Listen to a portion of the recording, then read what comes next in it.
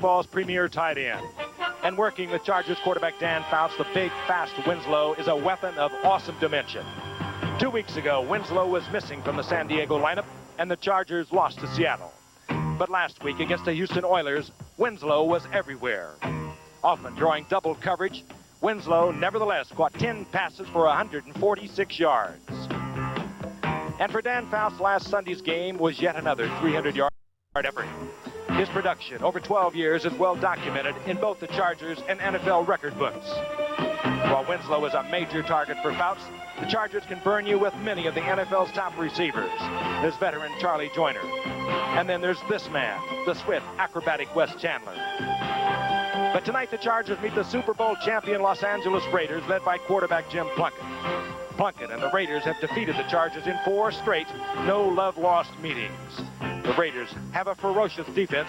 They also have their own talented core of receivers, including the NFL's leading receiver of a year ago, Todd Christensen.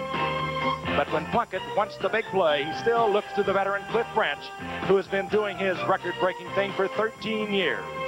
Yes, the Raiders remain a big play team.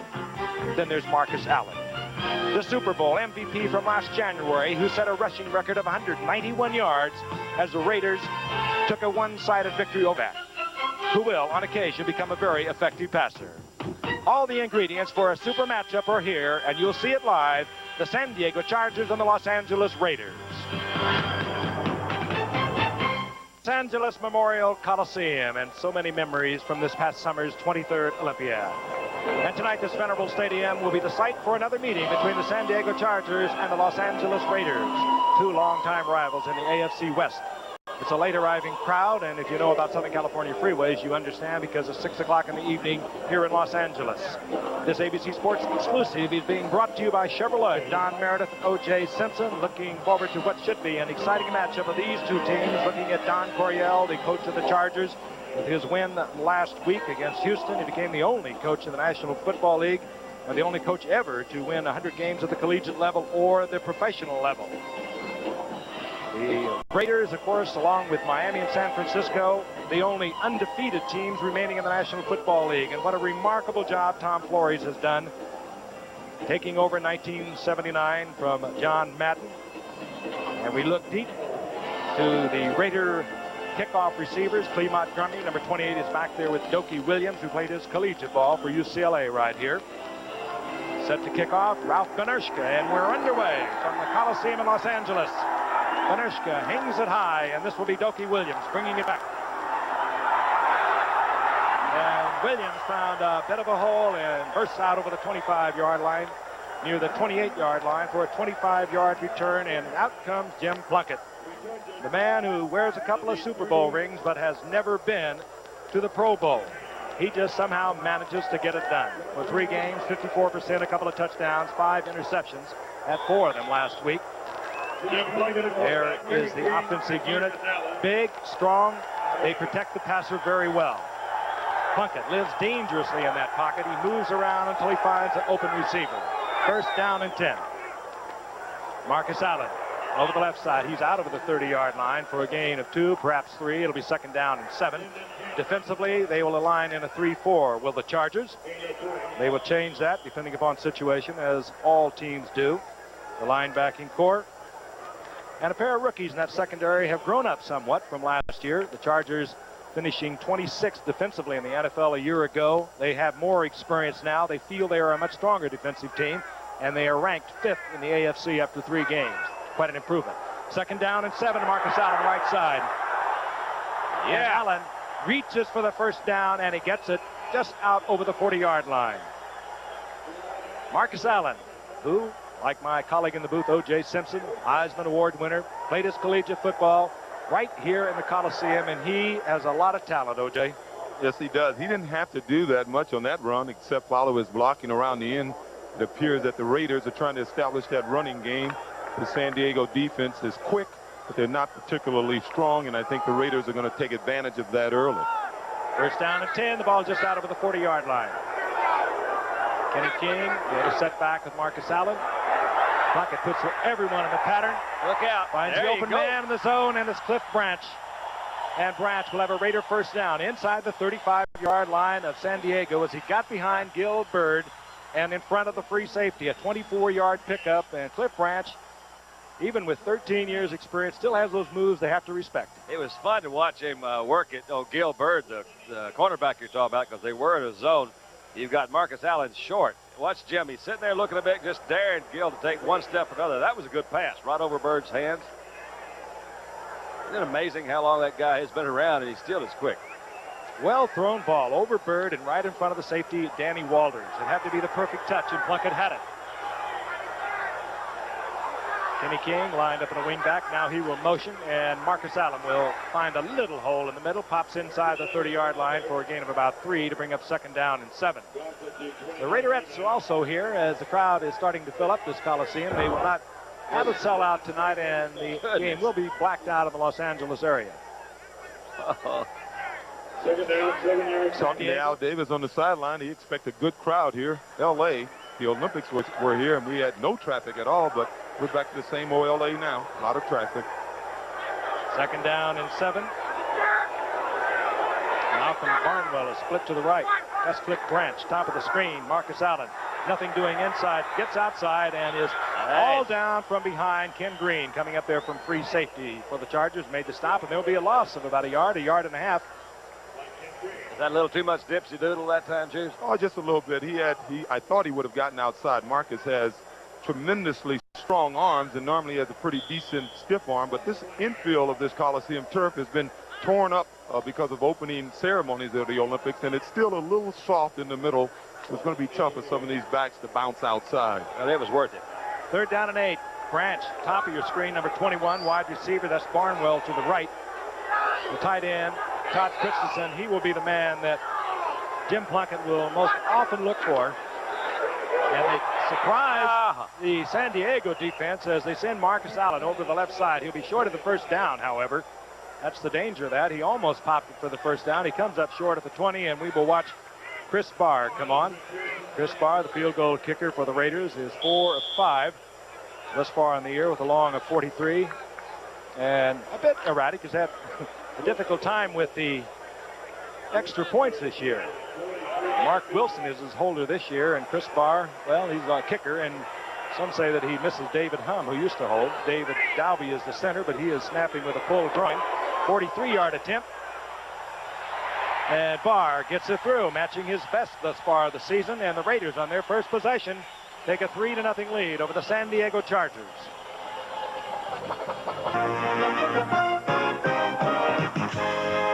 The Raiders won 14 consecutive Monday Night Football games from 1975 to 1981. Oh, boy. San Diego has deployed his deep receivers to await the kickoff of Chris Barr. That's number 26. He's a rookie out of Auburn. 5th-round draft pick. They call him Little Train. He's only 5'6", 171 pounds. He's back there with Buford McGee, a rookie out of Mississippi. Barr. Short kick. Hangs up there, however, for quite a while. And here comes the Little Train, Lionel James. Little Train is derailed at about the 23-yard line. First down and 10, San Diego Chargers, and Dan Fouts, who last week put together his 37th 300-yard game in a victory over Houston, will take charge immediately, and that's exactly what he is, a take-charge quarterback. Charlie Joyner, only 46 receptions away from becoming the all-time reception leader in the National Football League. He has 604 career receptions. Ernest Jackson, the single setback. Of course, Chuck Muncie, any football fan is well aware, is not available tonight. Receivers in motion, and Fouts is back. Flips it off to Ernest Jackson, the second-year man out of Texas A&M, who's performed so well as a running back, replacing Chuck Muncie. Taken there by Reggie Kinlaw, who plays at nose tackle. The Raiders will change their defensive line. Sometimes it looks like a strange fire drill out there, but they'll bring in Greg Townsend and Sean Jones, depending upon the situation. The two finest cornerbacks, many people say, in football are Lester Hayes and Mike Haynes. But fine cornerbacks, great ones, are made by a pass rush, and the Raiders get the pass rush. Jackson got 5, so it's 2nd down and 5. Ball at the 29-yard line. Fouts having trouble getting away from the center. Fouts went off again to Jackson. And Jackson will have first down yardage out near the 39-yard line. Composure. I love it. Dropped the ball. Obviously hit a little safety valve there. Ernest Jackson's had 2 great rushing games replacing Chuck Muncie. Let's watch it from behind now. Just didn't look like to me there's anything wrong. Just missed the snap. That's a couple of veterans there trying to take it. But look at Danny now kind of move out his outside. Knows he doesn't have but one place to go, and that's just a little flip off to Jackson. They're really pleased with Jackson. They didn't know what he was going to do at the beginning of the season. First down and 10, 29-yard line. Jackson single setback. Fouts would change his plays often. Jackson again to the outside, and Jackson with a nifty pickup of about 8 yards before he's upended by Otis McKinney. I started to say earlier that Jackson has really come along for these Chargers. They lost Chuck Muncie in a well-documented trade, and he did not show up for the Seattle game, and then he was given a drug test in Miami and, of course, advised by the league to enter a drug rehabilitation institution, and that's where he is right now. James Brooks was traded to Cincinnati, another well-known Charger for the past couple of years, for Pete Johnson. And now Pete Johnson has been traded to Miami. So, surprisingly, Ernest Jackson is the key runner for the Chargers. On 2nd and 8, Fouts is back. This must be a passing team. Winslow near the 40-yard line for what appears to be another Charger first down. Well, that was sort of a mismatch. You had Matt Millen trying to cover Kellen Winslow, and that could never happen. Matt Millen has lost a few pounds over the last year, but he still weighs in at 250 on a 6'2 frame, and he just does not have the leg speed to try to stay with Kellen Winslow. Near the 40-yard line of the Raiders. The Raiders on top 3-0. We're just underway in Los Angeles. Ernest Jackson left side, big opening over in the left side, and Jackson will pop for about 6 to bring up 2nd down and 4. That offensive line of the Chargers has changed considerably. They are the 2 oldest guys probably starting in offensive line. Ed White has moved out from right guard, number 67, many-time All-Pro. He's out at right tackle now, and Sam Clapham has moved over to left tackle, replacing Billy Shields, who had contract problems and opted for free agency. But Sam Clapham will have his hands full tonight with Lyle Alzado. 2nd down and 4. The Chargers on the move. Fouts. Flag is down as Winslow works for a first down, but again, a flag is down. Holding against San Diego. So that will negate a first down by the Chargers. Whether the Raiders are comfortable or not, OJ, they have had such poor starts throughout this entire season. They have only scored 10 points in 3 first halves. 67 offense. Well, the Raiders are a team that they play their best football. They're an emotional team. They have to be mad at their opponent to play good football, and thus far, none of their opponents have given them any reason to be mad. If you listen to these Charger players talk about the Raiders this week, they were raving about them all week. So they can't get mad, and they don't play well when they're not mad. The holding was on Ed White at right tackle, working against Howie Long. The 2nd down and 14. This is Jackson. And Jackson Nice move. almost pops it, and he comes close to a first down, a little short of it at the 30-yard line. And on 2nd and long yardage, I don't think the Raiders were thinking anything from Fouts other than pass, and they got the sweep. The Raiders thinking nothing but rush the passer, and Jackson was able to get outside. Well, I tell you, this Jackson is real impressive. He seems to see the field real well. I noticed on his first couple of runs, he didn't wait to get certain blocks. When he saw a seam to run upfield, he got upfield as fast as he can, and that's what a good back will do, and that's why he's averaging near 5 yards a carry. And he did get the yardage for the first down, so the Chargers are back at the 30-yard line of the Raiders. First down and 10. Wes Chandler is in motion. Fouts the 3 wide receivers. Finds Winslow crossing. He's wide open, and the big one stays on his feet, gets close to the 11-yard line before Otis McKinney takes him. Well, they make it look easy when they're hitting, don't they? I love Coryell in the meeting this morning. He says, we pass to set up our run, and they do. They've led the league in passing so many of the last few seasons, but when they've got that passing game working, it's sure fun to watch. Well, I tell you, Don, Dan Fouts will get that passing game working as long as the Raiders are playing zone defense. As we said, the Raiders are probably the best man-on-man defensive team in football, but thus far they've been playing mostly zone defense. Then let's bring some linebackers. Let's get them. And when they start strapping the ears back and coming with the pass rush, it could be a different story. Right now, Fouts with plenty of time to throw the ball Tries to go inside with Jackson. Nothing happening there. Kinlaw at the bottom of that. They're getting mad. I tell you, I can tell they're getting mad. Well, when they can't get mad at anyone, they get mad at themselves. They get down by a touchdown or so. They go in at halftime and they get a little teed off at one another, and they come out and beat up the other team. Thus far, that's been their trend. Oh, look at that one. 1 TD and 37 drives begun in opponent's territory. See how well I read? That contrasts completely with San Diego because they have scored a lot of touchdowns on long drives. Their first 4 possessions last week against Houston resulted in long drive touchdowns. Second down and long. Fouts is back.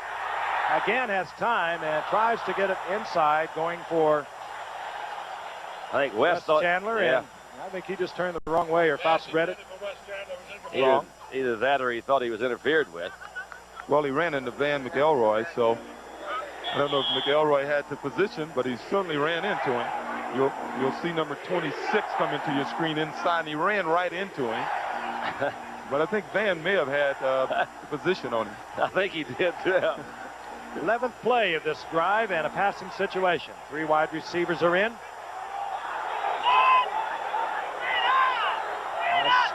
Chandler in motion, and Fouts is back. Again has time and gets the ball inside. Winslow. Winslow, and the big 6'5", 240-pound tight end just bulls his way into the end zone, and the Chargers have taken the lead, and they were very effective. Remember the holding call to put them back into a long passing situation on 2nd and long. Well, let's take a look at it because he's going up against Mike Davis. They've had a good rivalry.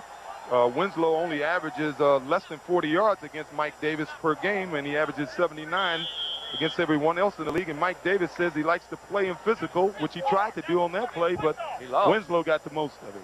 Fouts was 26 of 37, 336 yards a week ago. In the first half of Houston, he was 18 of 22, and he is picking up where he left off. Bernershka for the conversion. Straight down the middle. Holohan puts that down. We understand that Ed Luther, ordinarily the holder, fell off a motor scooter or something last night. So we have a new holder, Holohan. Alan Winslow scores for San Diego.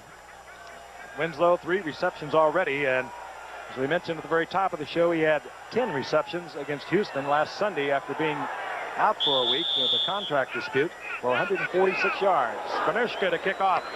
Clee Montgomery is back with Dokie Williams. Dokie Williams. And Williams, another fine return out over the 25 to the 26-yard line. Sun is just starting to settle here in Los Angeles. Been cloudy. The heat wave broken a couple of days ago. The clouds have settled in, but it is a beautiful, clear night as Jim Plunkett moves back out onto the field. And we'll be returning to the Coliseum right after this message. Our scoring drive. Let's take a look on our animated scoring board. We've added a little feature for you this week. You'll see the penalties outlined in yellow. And there is a penalty holding against Ed White that brought up a 2nd down and 13, and the Chargers surprised the Raiders, coming with a run by Jackson for a 1st down. And, of course, the touchdown pass to Kellen Winslow. Rapid moving quarter. Raiders now 1st down and 10. The ball at their own 25-yard line. Frank Hawkins, number 27, now at setback with Marcus Allen. And Plunkett is back. Has a lot of time. Gets it to Christensen, the tight end. And Christensen, who led the league in receptions a year ago, to the 33-yard line. What did he catch, 92? 92. That's almost unbelievable, catch 92. This is the control receiver. You think Todd Christensen, good little move right there, as a matter of fact. So you got Todd. Here's a good shot of Plunkett. Let's see if we can check those eyeballs there and see what he's looking at. He's looking downfield. There's quick look downfield. Nobody there. Let's flip off to Todd. Todd Christensen gets 8 yards, a 2nd down and 3, and Marcus Allen will get the 1st down out of the 35 to the 37-yard line. Well, we know the Raiders' game plan week in and week out very rarely varies on offense. They want to wear you down and take advantage of you in the second half, and they're doing a good job thus far working on San Diego. And if San Diego is going to win this game, they're going to have to score 30 or well over 30 points. I don't think they can stop the Raiders from getting in the end zone. Dave Dalby is going at center. He has missed the last couple of games with a pulled muscle. He's in there for the Raiders. 1st and 10. Plunkett has Branch wide open. I love it. Branch close to the 15-yard line. He was so open. There had to be some kind of a mix-up in the zone defense. That's a 48-yard pickup. The second long gain with the same pattern by Cliff Branch. Well, I think what happened, Frank, they had a linebacker coming from the outside, so there's got to be man coverage down there somewhere. That was just a quick little move to the inside. You see right quick like that old Danny Walters wasn't quite ready for that move to the outside. Well, as I said, the field is a little soft in the middle. There's a lot of sand there. I was on the field before the game began, and it appeared as if Danny just got caught in the softness of the turf. Tripped a little bit. Cliff Branch now 14 receptions away from 500 over his career. 1st down and 10, the Raiders. Marcus Allen. They read that one, didn't a they? lot of trouble. Billy Ray. Mike Green. Oh, that was Green. You're right. One of those rookie starters of a year ago out of Oklahoma State who has really improved. He led the team in tackles even as a rookie a year ago, and he's once again leading the team. There he is. They're really proud of those two guys in the middle. Of course, Billy Ray Smith was the #1 pick. Green came down the list a little bit. And Green actually may have had a better rookie season than did Billy Ray, but both of them are awful tough in the middle. Greg Pruitt comes in offensively now for the Raiders. A setback, former Cleveland Brown great. He's in there with Frank Hawkins. That's the time remaining in the first quarter. Chargers leading 7-3. Pruitt, he's hit initially by Mike Green and also Bill Elko. I think Elko was down on the ground and looked around and found a foot to grab. Well, this team is a quick team. They're not, as I said, exceptionally big, but they're real quick on defense. They've been playing good team defense, and it appears as if the Raiders are trying to run some counter plays and stuff at them where they should be trying to power them a little more, but you got to give this San Diego defense some credit. They're playing some good defense thus far this season. 3rd down, 13. The last time this situation, 3rd and long. The Raiders crossed up San Diego. They had their pass prevent defense in, which they do now, and they came with an Allen sweep to the left. Not this time. Plunkett looks for Christensen. That might draw a flag. It was so close as John Turner in there as a nickelback hit Christensen, trying to time it with the ball, and a lot of the fans, and certainly Christensen, thought he got there a little early. I have no clue what this call is. Well, there is no call. Well, okay. There it is. Judge for yourself. That's as flagrant as you can have there. I think it does not happen in front of those officials, however, in slow motion. Yeah, that's true. Hindsight is beautiful. Chris Barr, another field goal attempt, this time from 36 yards out. He's been good from 43. He's good from 36. So the Raiders draw to within 1. We have 2:51 remaining in the first quarter. San Diego 7, the Raiders 6. Awfully hard to argue with anything that Fouts has done because I think it's a premier passing quarterback in the league the last few years. But look, 5 out of 6, 55 yards in the TD. Can't ask much more. I always say he threw the 6th one away. Chris Barr to kick off. Wounded duck. And it takes a one-hopper to Lionel James, the rookie from Auburn. And James out close to the 30-yard line for San Diego's second possession of the game. Tony Caldwell getting down there for the Raiders. We have 2:41 remaining in the first quarter as Dan Fouts steps into the Charger huddle. We'll be back. 10-0 to the San Diego Chargers last December. The LA Raiders struck back like a tidal wave with 42 unanswered points, scoring 5 touchdowns in 8 minutes. The frenzy spread to the defense, who picked off passes and made life an unkind thing for quarterback Dan Fouts. They were everywhere, and suddenly, convincingly, this was a team on its way to a championship. The Raiders were 12-4 last year. Of course, they went on to defeat Washington in the Super Bowl, 38-9. The San Diego Chargers were 6-10 on the year. Don Coryell's only losing season since taking over the Chargers in 1978. But the importance of Fouts really was borne out last year when he missed 6 games. The Chargers lost 5 of them. 1st and 10, San Diego at the 28-yard line. Jackson over the 30 to about the 32, a gain of 3. It'll be 2nd and 7. I don't think that's kind of a new twist to that offense because he said they'd like to run, but I think he was planning on running all along this morning when he was talking to us about that setting up the run. Well, they seem to be getting more vital yards running in the past. You got the feeling the run was just thrown in there as a diversion for the pass, but it appears as if they're really using the run now to help the offense and put the defense off stride. On 2nd and 7. Here they come. Fouts Good reads read. it quickly and fires a shot. It goes to Houlihan, who has really improved since coming up from Notre Dame 4 years ago. Recruited as a quarterback at Notre Dame, changed to wide receiver, and he's really filled in well. It's going to be very close to a first. Good example of, you talk about tenths of seconds, but in recognition, Fouts had that one immediately when he saw Millen come from the middle linebacker, knew exactly where to go. And also that Houlihan did a good job too, because he had to read that blitz too. Right there. It's funny, you think about a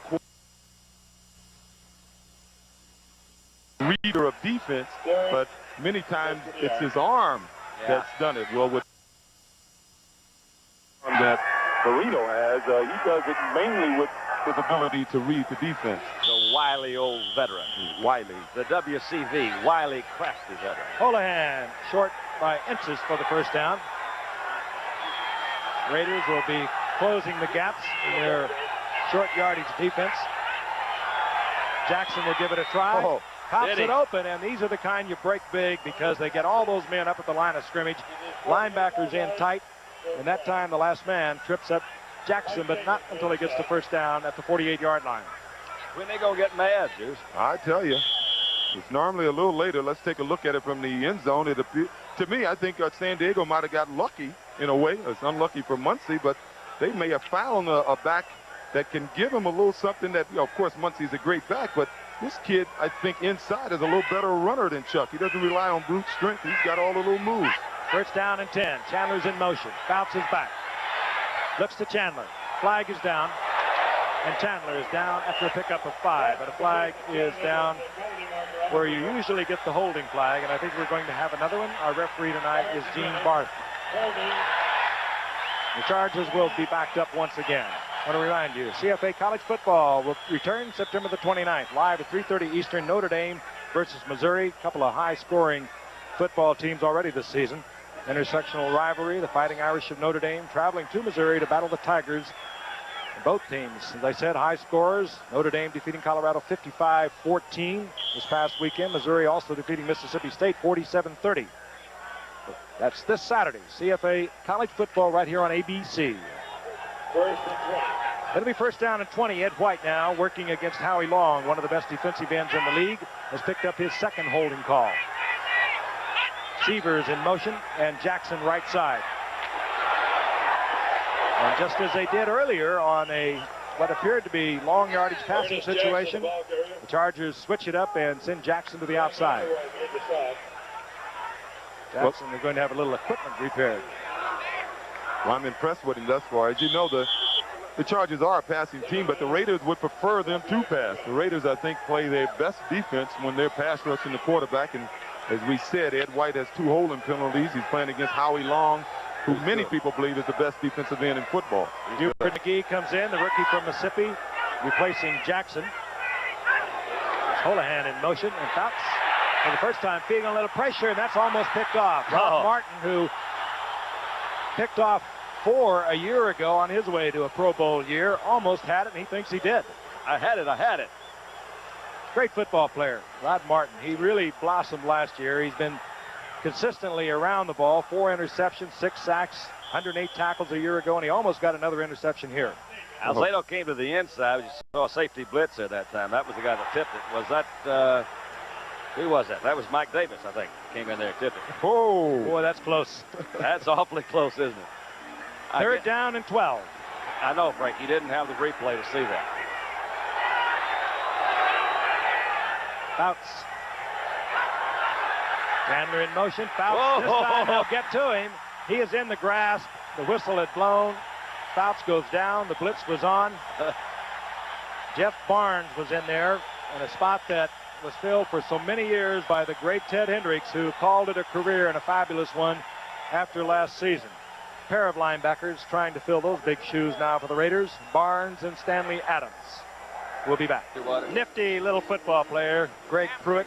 I guess I shouldn't call him little, but only because he operates with much bigger people. the 6th leading NFL player in history in combined yardage. Only one active player has more, and that's Walter Payton. Greg Pruitt is close to 13,000 combined yards. Maury Buford is back. He doesn't get to practice much. He had the fewest punts in the NFL over the last 2 years. This is the first punt of the ball game as we begin the second quarter, and Greg Pruitt takes a short punt. Tries to get behind the picket line over in the right, and he goes down at the 31-yard line. Maury Buford, who's been struggling thus far in the early going for the Chargers in the punting department, gets a little pat on the fanny. 1st and 10, the Raiders.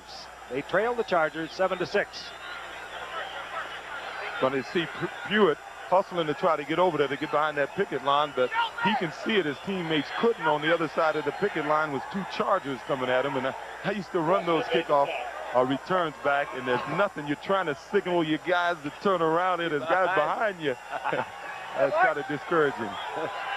Get the wagons in the circle. 1st and 10, the Raiders at their own 30-yard line. Hawkins and Marcus Allen, and this is Allen. Marcus says there's no place to go there. Nothing happening. Marcus trying to get outside, couldn't do that. Tried to come back, nothing there, and he'll be stopped at the line of scrimmage. Let's take a look at the first quarter stats. We did not have a punt until first play of the second quarter.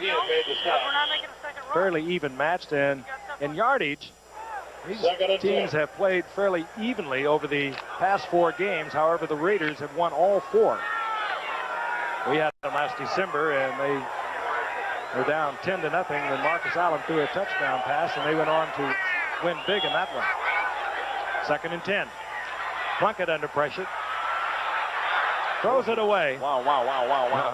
Hey, Don, Plunkett is amazing, really. I mentioned he's won 2 Super Bowls. He's never been to the Pro Bowl. He just doesn't look pretty back there, but he really gets it done.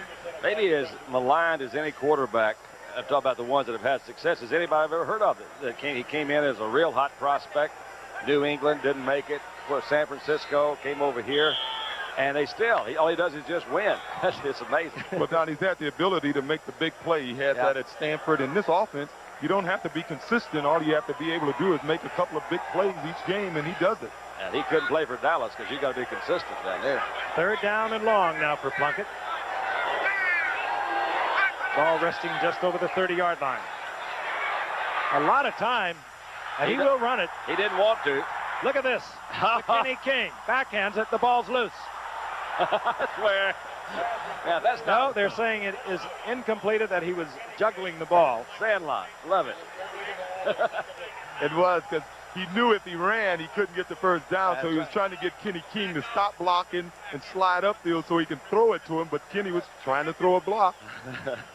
There's Lionel James. He's only 5'6" and 170 pounds. 5th-round draft pick out of Auburn. Did a lot of things down at Auburn. One of them was returning punts. His career average a little over 12 yards. And here's Ray Guy, 1st-round draft pick in '73. And this will be his 801st punt for the Raiders. Let's try to take it all the way. Guy hangs it up, stays there for a long time, and James did not time it out, had to take a step backwards. And a flag goes down late. Of course. James at the 23-yard line, but a flag is down on a 47-yard punt and a 3-yard return. Referee again tonight, Gene Bart, sorting it out. And it will be against the Chargers. So many flags on kick returns. Illegal block in the back, number 52, during your run back, 10-yard penalty. Ray Preston of the Chargers, an illegal block. So rather than the ball being at the 23, the Chargers will start at their own 13-yard line when we come back.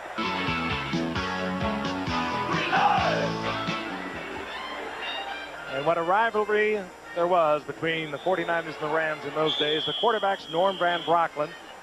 He threw a couple of touchdown passes to Bob Boyd. Remember him, a great speedster. The other quarterback for the 49ers, Y.A. Tittle. Final score, Rams 37-24. 1st down and 10, the Chargers near their own 13-yard line. Jackson, left side.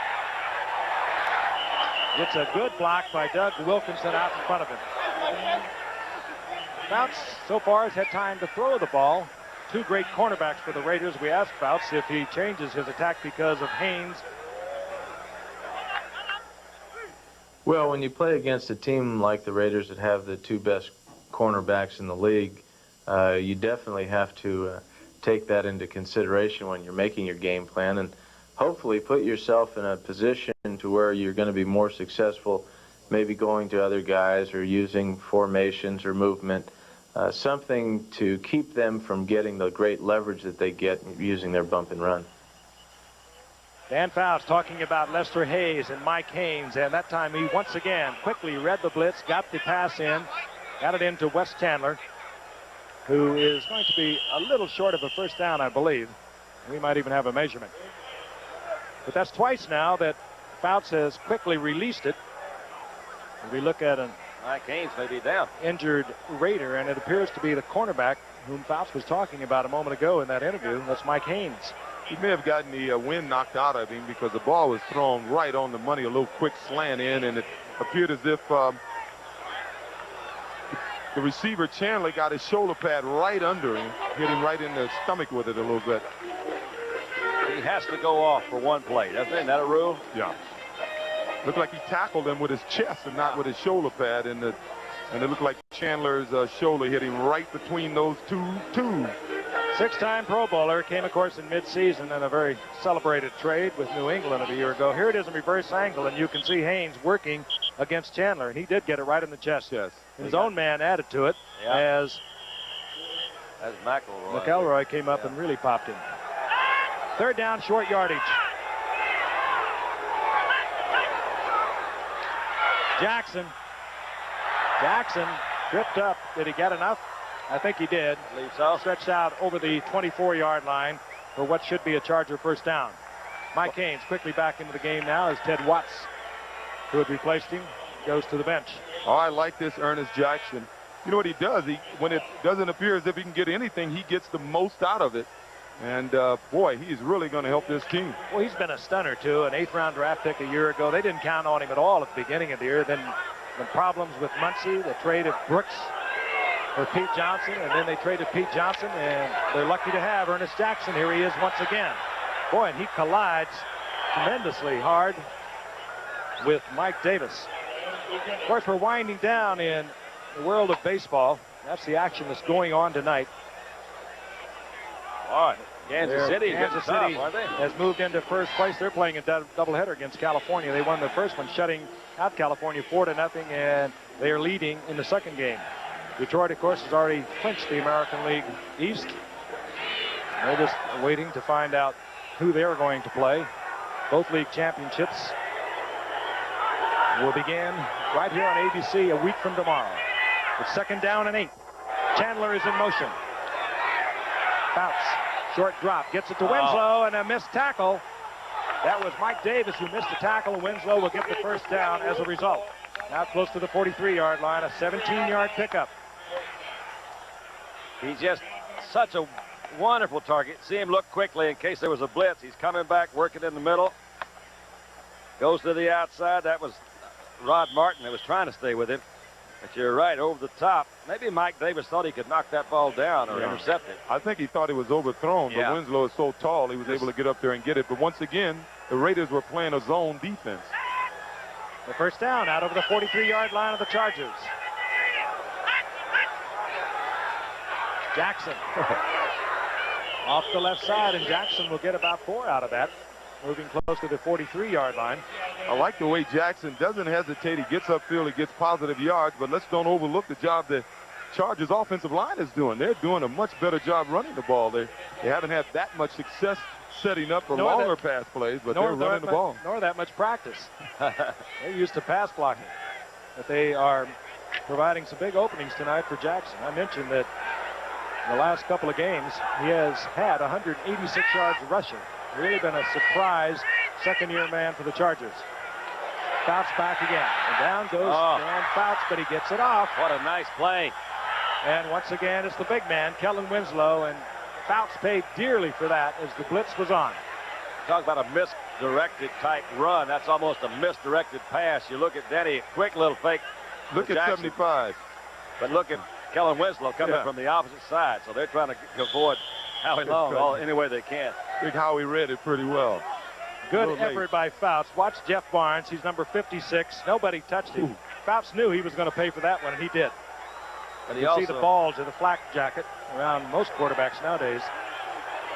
45-yard line, first down, San Diego. Yeah. Winslow. Oh, the big man continues to be on the receiving end for Dan Fouts. He'll get about 7 out of that. He's got 6 passes. You got to give this game plan of the Chargers a lot of credit, because I know Dan Fouts is the type of guy that likes to throw downfield. Unlike some of the quarterbacks around the league, they like to take that short pass. Dan would prefer to throw the ball deep and down the field 20, 30 yards down. And thus far this game, he's doing these little quick 3-step setups and just dropping it off quick, and it's working. Not bad numbers. 10 of 12. 97 yards, a touchdown. The Chargers on top, 7-6. 9:36 remaining in the first half. And Jackson on the right side, short of the first down by about a yard. It'll bring up 3rd and short. Mike Davis coming up there to make the stop.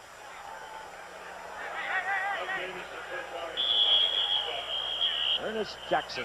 Buford McGee was the guy that... Well, that is Buford McGee, the rookie from Mississippi. And another Raider has been shaken up. That's Mike Davis, the strong safety who is in on that stop. So Mike Davis will be treated. He looks as though he might have had the wind knocked out of him, and now he's on his feet. We'll be back. Frank Gifford along with Don Meredith and O.J. Simpson, 9:22 remaining in the first half. San Diego over the Raiders, 7-6. Chargers with the football, Raider territory, 38-yard line, 3rd down and 3. Call it a long 2. Jackson, the single setback for the Chargers. This is Jackson, right side. Got some yards. Good block by Winslow, and Jackson will have another first down. And there was a happening tonight in Chicago. Here is Jim Lampley with the story. Well, Frank, tonight the Chicago Cubs have beaten Pittsburgh in Pittsburgh 4-1, so the Cubs have clinched the National League East title. This was the last out. A called 3rd strike from Rick Sutcliffe to Joe Ursulak. Sutcliffe has won for the 16th time in 17 National League decisions. The Cubs are celebrating now, and we'll have a peek into the victorious locker room coming up at halftime. Back to Frank Gifford. Oh, that's something. First time in 39 years, I think it is. First down and 10 Chargers. Fouts hanging one up. A timing pattern. He threw the ball before Joyner even broke to the outside. He was being covered by McKinney, but that was ever so close. You see McKinney or a new one come in there, they do their best to try to isolate him. It's not easy to do. You know, if the Cub fans, that's many congratulations, but even if you're not a Cub fan, I think a sentimental favorite had to be the Cubs this year. Everybody was kind of pulling for the Cubs. Reminiscent of the Mets of old. Charlie Joyner, he is amazing.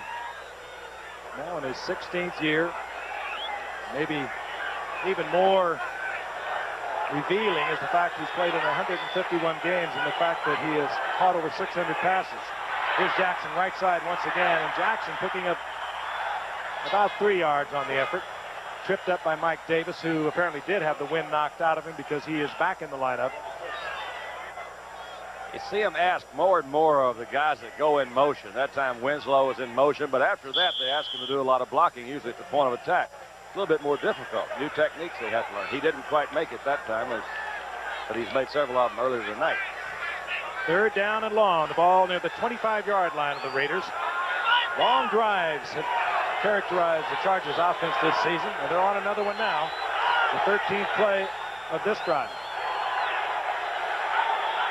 3rd and long. Fouts buried as the blitz was on. That time Rod Martin gets the sack. But if he hadn't have got it, he would have got a lot of help from Lyle Alzado. They were both there.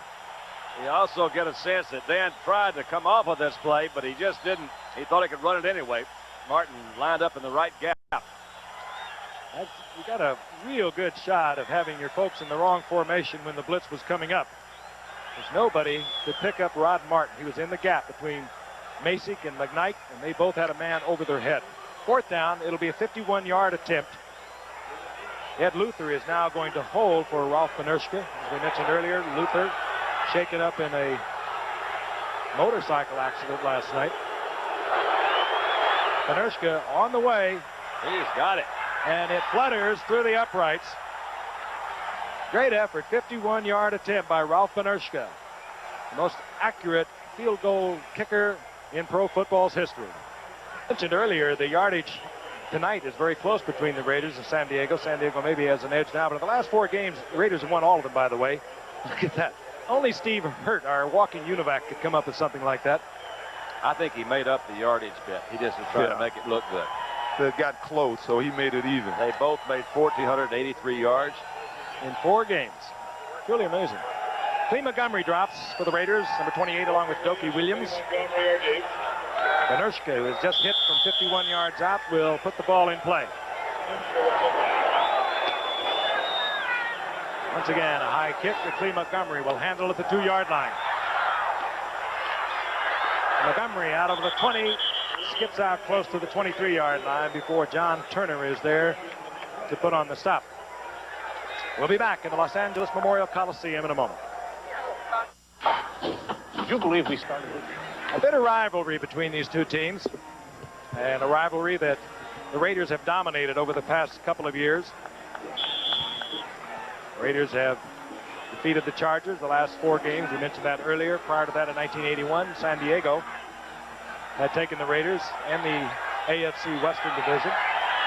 San Diego winning twice in 81. First down and 10, the Raiders at their own 23-yard line. Marcus Allen having a hard time working that right side. And of course, the main man for the Raiders over the years has been Jim Plunkett.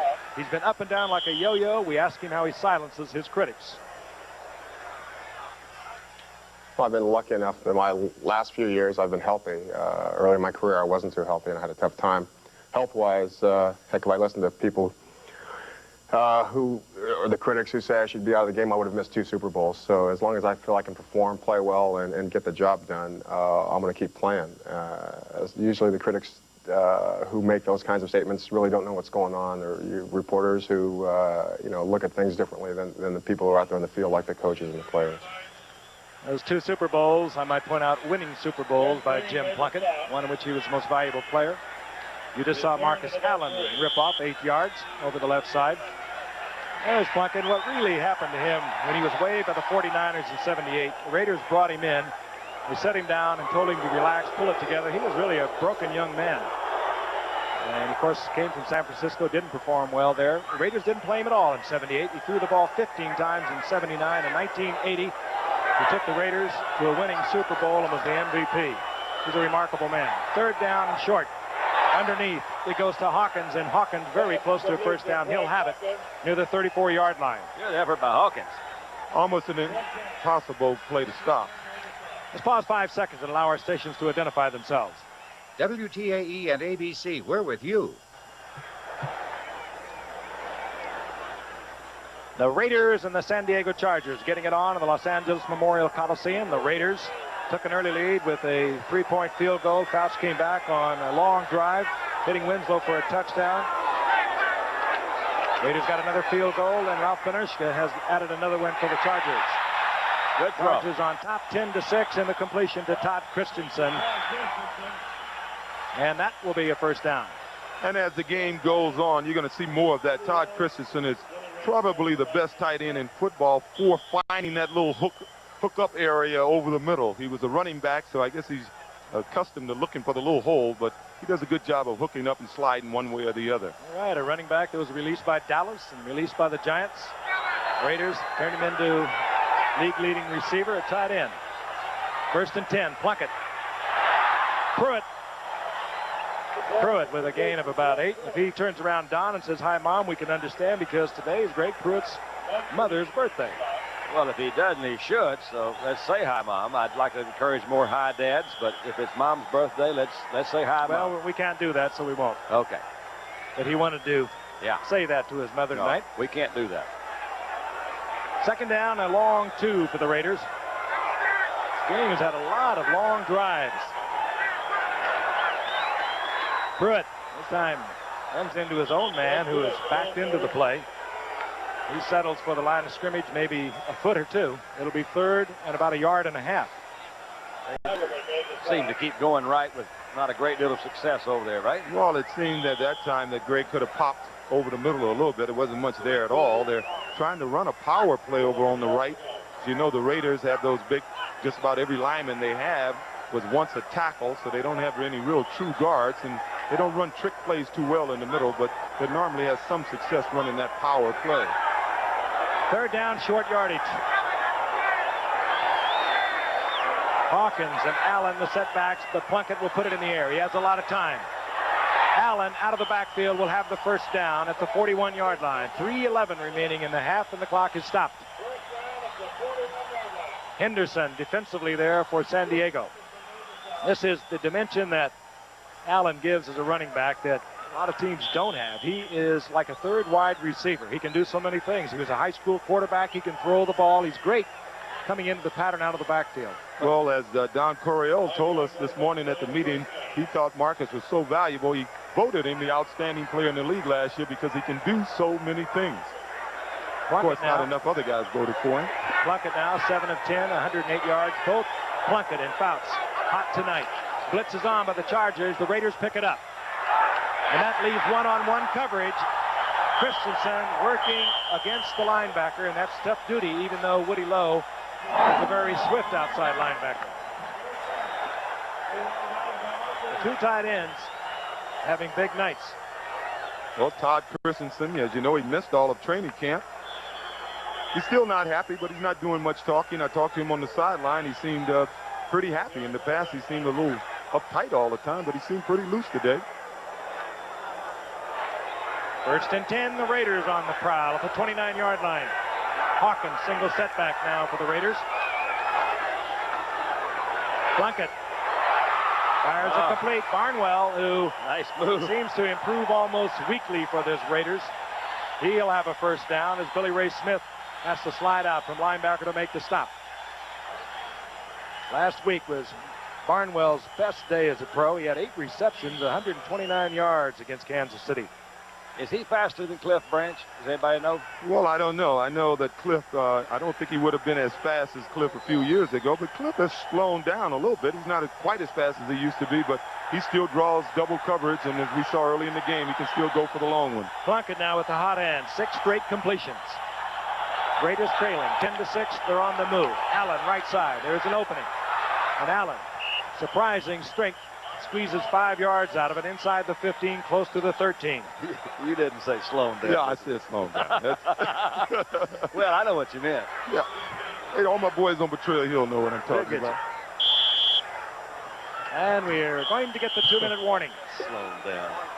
Both teams, 3 timeouts remaining. We'll be back. The Super Bowl champion, Los Angeles Raiders against the San Diego Chargers. The Raiders on a drive. They are trailing at the moment, but they have a 2nd down and 5. They're at the 13-yard line of the Chargers.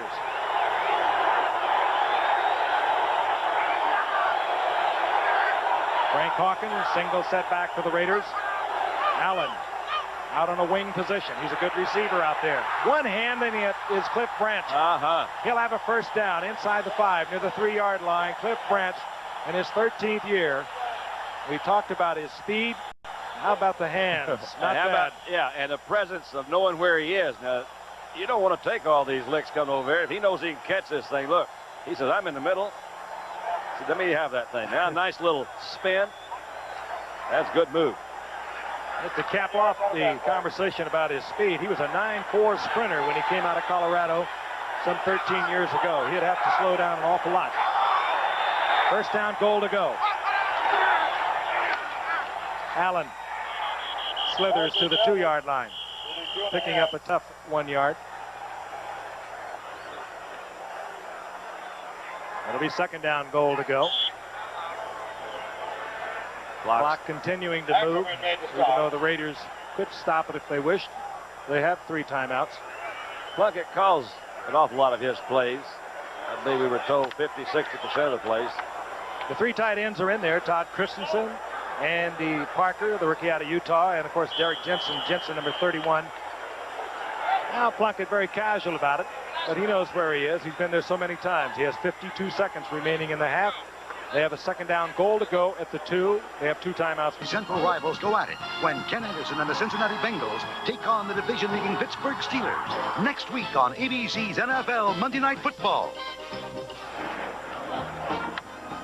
The Raiders have used one of their timeouts. I think that they were just letting the clock tick off. They do not like to give somebody like Dan Fouts any time at all, and if they pop it into the end zone for a quick score, Fouts would have had a minute and 10 or 15 seconds to work with. So Plunkett let it go down to 52 seconds before he used one of his timeouts. Where are they going, Juice? Where are they going? Hawkins struggles inside the 1-yard line. It'll be third down goal to go.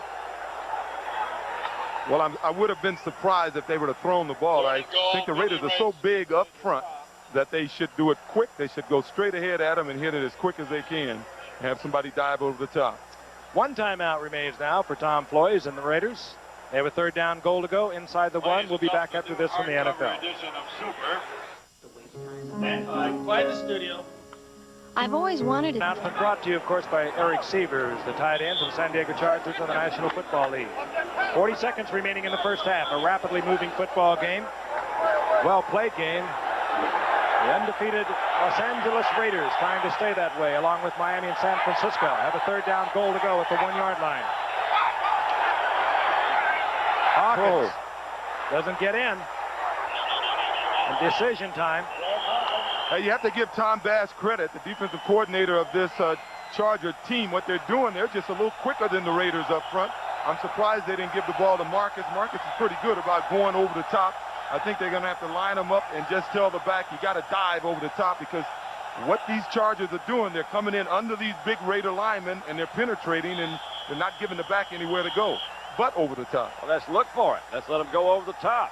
Fourth down goal to go. The ball inside the 1-yard line. We think they'll let it run down to just a few seconds remaining and use that final timeout. And then it will be decision time. The Raiders trailing 10-6. That will be their final timeout.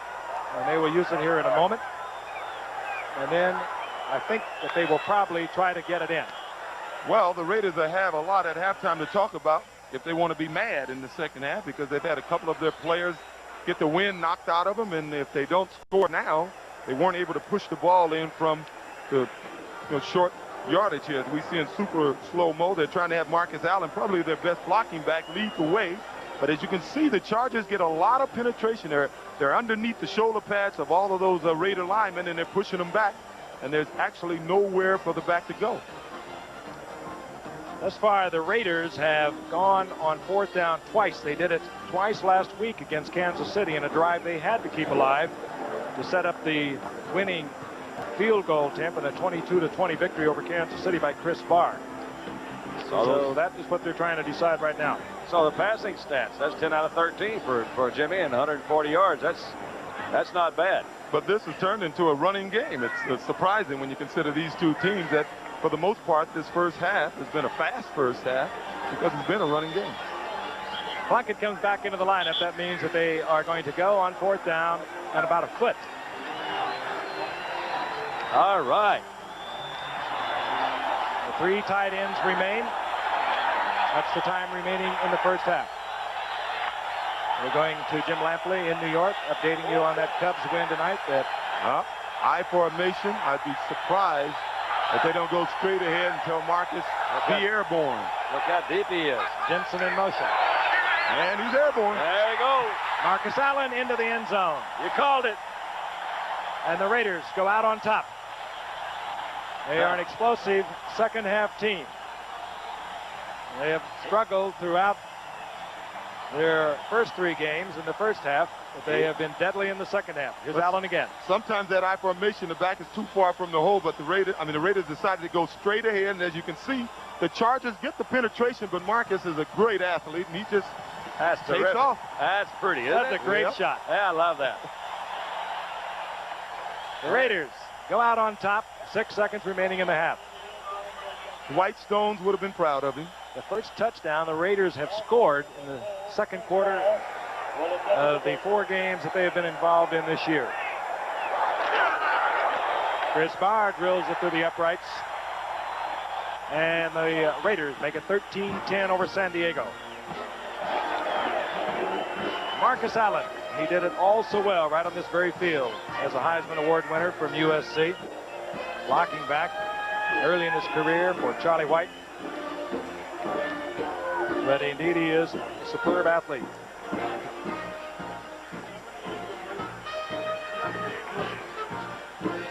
That's how it shapes up. Cincinnati against Pittsburgh. And then San Francisco against the Giants. The Giants in a tie with Dallas in the NFC Eastern Division. Got a few more bricks in there, Dandy. Yeah, those Giants are coming around. I got to see them play. Tampa played a good ball game yesterday. I saw that game. The Giants are terrific, and the 49ers are still undefeated. They found old Kavanaugh controls that ball, too. They sure have. It's going to be interesting to see what Bill Walsh comes up with to try to neutralize Lawrence Taylor. Well, looking at Marcus Allen, you can't help but remember that Super Bowl last January 22nd, 191 yards rushing. As we look at the deep men for San Diego, that's Lionel James, the rookie out of Auburn. He's only 5'6", 170-pounder. Buford McGee back there with him, and here's Chris Bach. And picked up. Advanced there by Ron Egloff, recently acquired from Denver. 2 seconds, so we'll get one play. Once again, I'll remind you, we'll be going to New York to join Jim Lampley for highlights from yesterday's action. Talk about the Cubs. Their first time as a winner in 39 years. That's exciting. I used to follow the Cubs. I have a second cousin, Ernie Banks, and Ernie was MVP a couple of years. Yeah, and I certainly was. We always want to see them get there. They didn't make it then. I know Ernie, like the rest of us, are happy for the Cubs. First down and 10 Chargers. They'll run off one play. And Dan Fouts will kill it. So the Raiders, with a final second touchdown here in the first half, have the lead 13-10. We'll be going to New York right after this.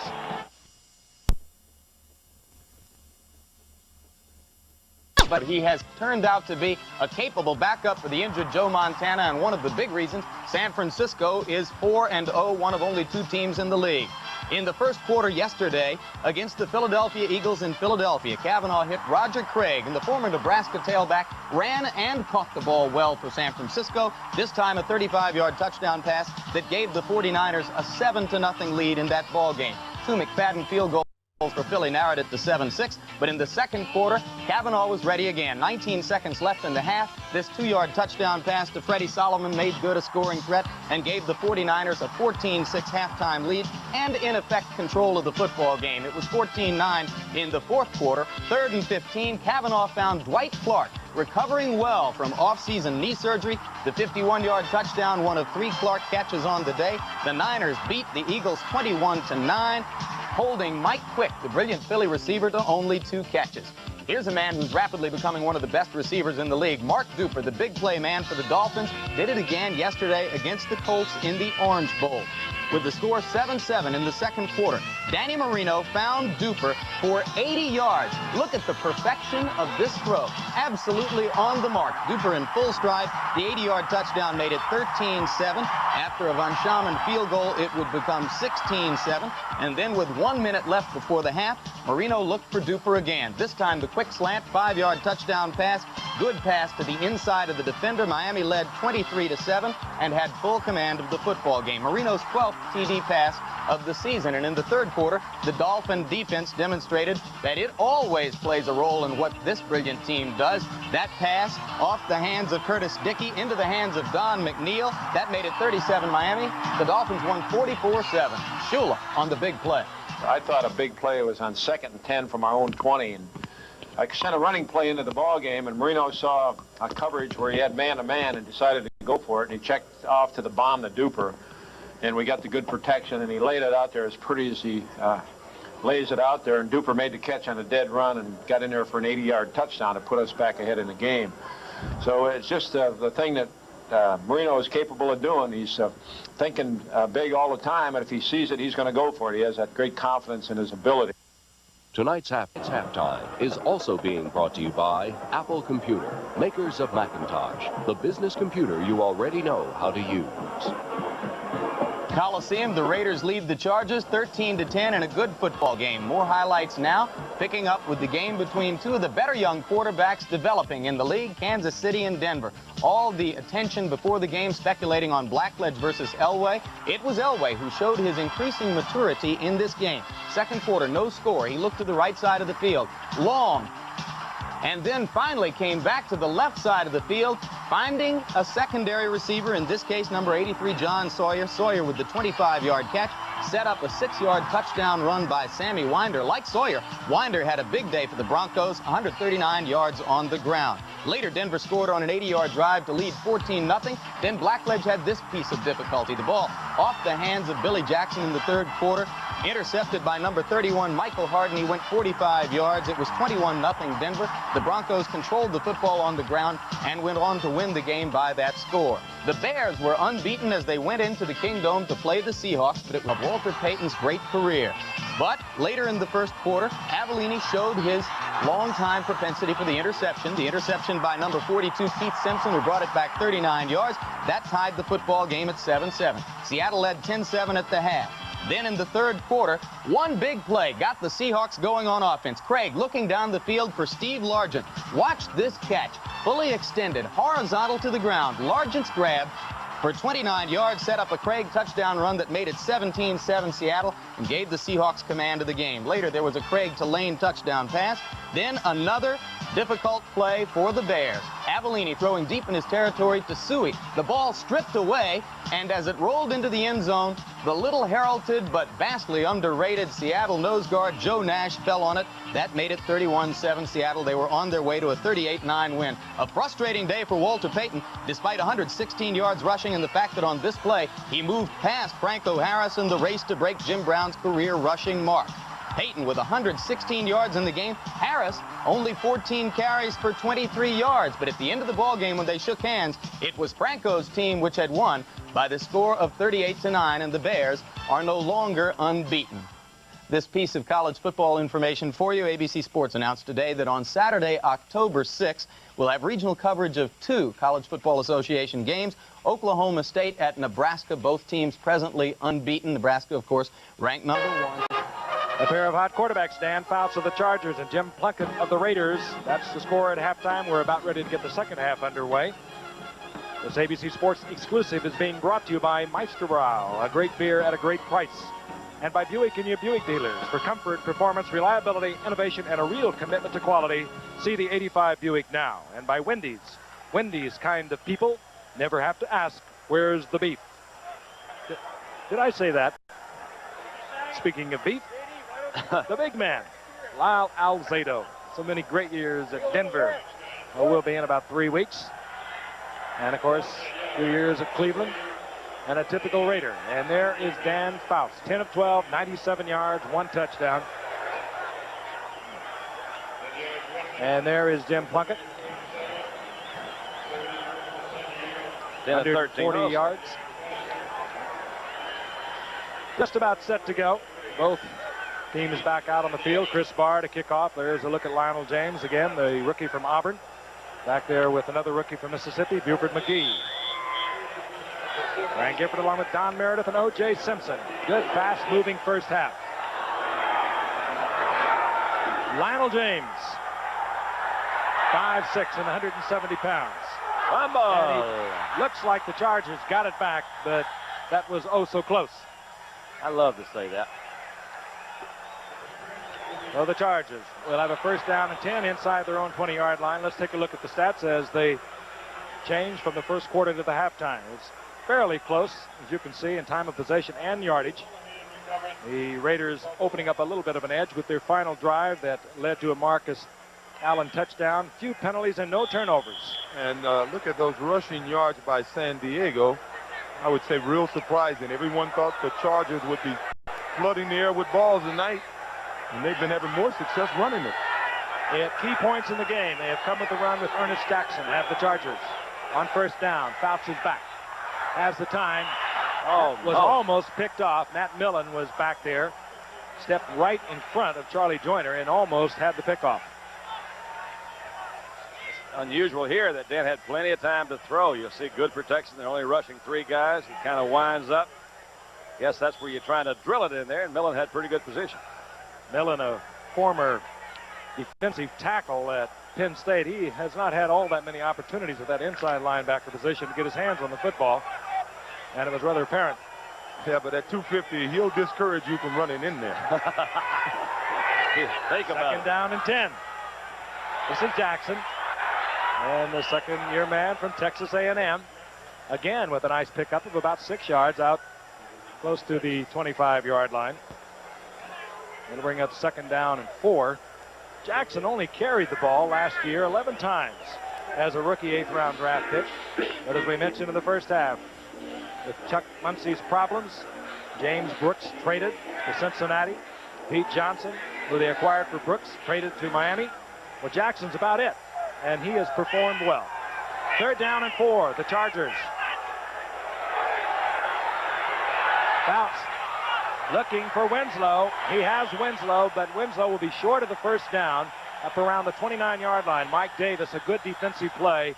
Davis is a big, strong, tight safety, 6'3", 205-pounder, and he is a heavy hitter. He handled a big man. Kellen Winslow, 6'5", 240, and Davis was up to it. We'll see Maury Buford and the punting unit. And we don't see a flag, but there is a discussion.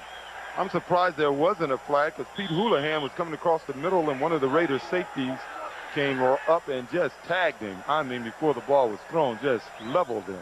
Fouts was just questioning on the sidelines whether or not the yardage was enough for a first down. And we do not even get a measurement as we look at Greg Pruitt. Buford is in. This will be his second punt of the evening. Not a good punt on his first attempt. He has the lowest average through 3 games in the NFL.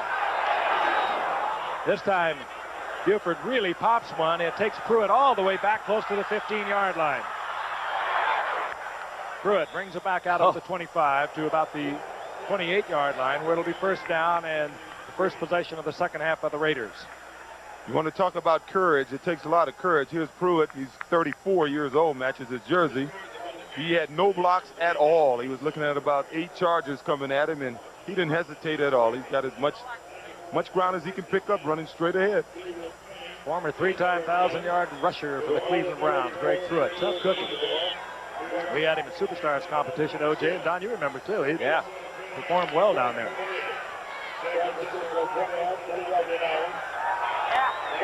First and 10, the Raiders at their own 28-yard line. Kenny King, number 33, and Marcus Allen team as the duo of setbacks.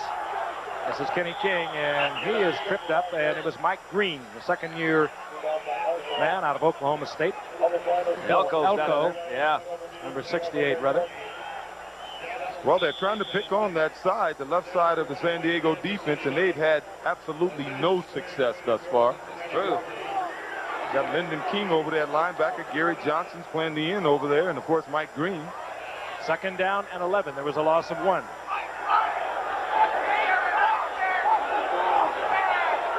Come on, Jimmy! Plunkett is back. Looking deep. Barnwell, he was right on stride. And Barnwell loses the ball, but not until he steps out of bounds. It'll be a first down at about the 37-yard line. Let's take an isolation on him. As you can see, beats his man at the line of scrimmage. Now, there was rumor that Barnwell may have been a part of a trade a few weeks ago to try to get a linebacker in here, but he had such a great week last week, and he's continuing this week. I don't think you're going to see him in another uniform anywhere soon. Well thrown ball by Plunkett. That was played well by Bird. He was right there. That had to be perfect, and it was.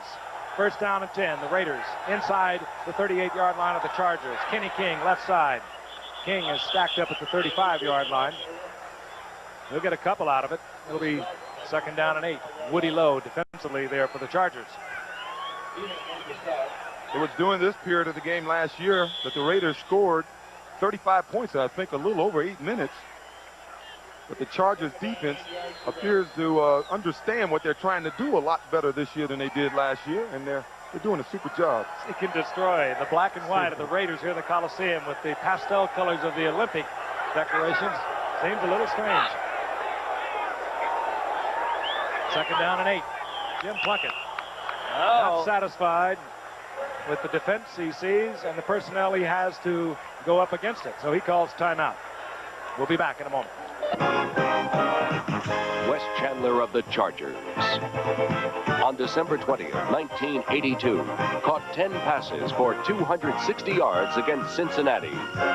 A Monday Night Football record. Charger linebacker Billy Ray Smith getting a little sacroiliac adjustment, or that's what it appears to be.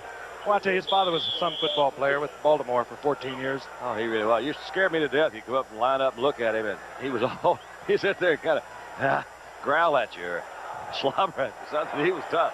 Look behind him, you see Mike Curtis. Yeah. Oh, boy. The Raiders, 2nd down and 8. The Raiders on top 13-10. Early going in the 3rd quarter from Los Angeles. Plunkett with a lot of time. Flag is down. Branch goes up with it, and Bird comes down with it, but again, a flag is down. We don't want to stop even with the flag down. Marcus. Bird taken there by Marcus Allen, but again, a flag dropped early in that play downfield. Some kind of pass interference. Now they're getting mad, I can tell. Yeah, it's beginning to happen. They're heating up out there. Against the Chargers. Holding against the Chargers. So the interception will not go in the book. Holding defense, number 22, 5-yard penalty, 1st down. Will Bird was involved in all of it. Bird made a good move in the end zone to intercept that pass, but evidently he held before he got down there. His Branch will watch it all the way, and it's man-to-man with Bird all the way. Beats him at the line of scrimmage. That's where he held him, right there. Comes down with it. Well, when you play bump at the line of scrimmage, you got to bump them. 1st down at the 30-yard line now for the Raiders. Everyone's in the pattern. And Plunkett has time. Looking for Allen. Right. Spectacular catch. Marcus Allen, corner of the end zone. Beautifully thrown ball. Great protection for Plunkett. 30-yard touchdown. Did he fall on the ball, O.J.? Looked like he did. Yeah, he may have fell on the ball, but, Marcus, he's taking a few acting lessons. I think he may be milking it a little bit. Showbiz. Marcus plays it to the max, and he does a super job on the backer here. Keeps him inside before he breaks outside, and this is the pass Plunkett has been able to throw over the years almost as well as anyone, and he makes a super dive for it, and I guess he came down in bounds. Both knees were down. Yeah, everything came down on the ball a little bit, but great pattern, great pass. Barr on for the conversion. Chris Barr with the conversion. So the Raiders strike quickly and extend their lead over the Chargers. This man, Marcus Allen, a great catch in the corner of the end zone. It starts with something like this. The quarterback standing back there, you know he's got time to throw. That's about, I would guess, about as hard as Plunkett can throw the ball. He's got a good tight spiral. Zig out move to the outside. Beat him by a step. That's the way you throw it up. That's really fun to watch. Great athletic move, and you can't see. Marcus comes right down. He's got that ball in his left hand and falls right over it. Knocked his breath out of it. Chris Barr will kick it off.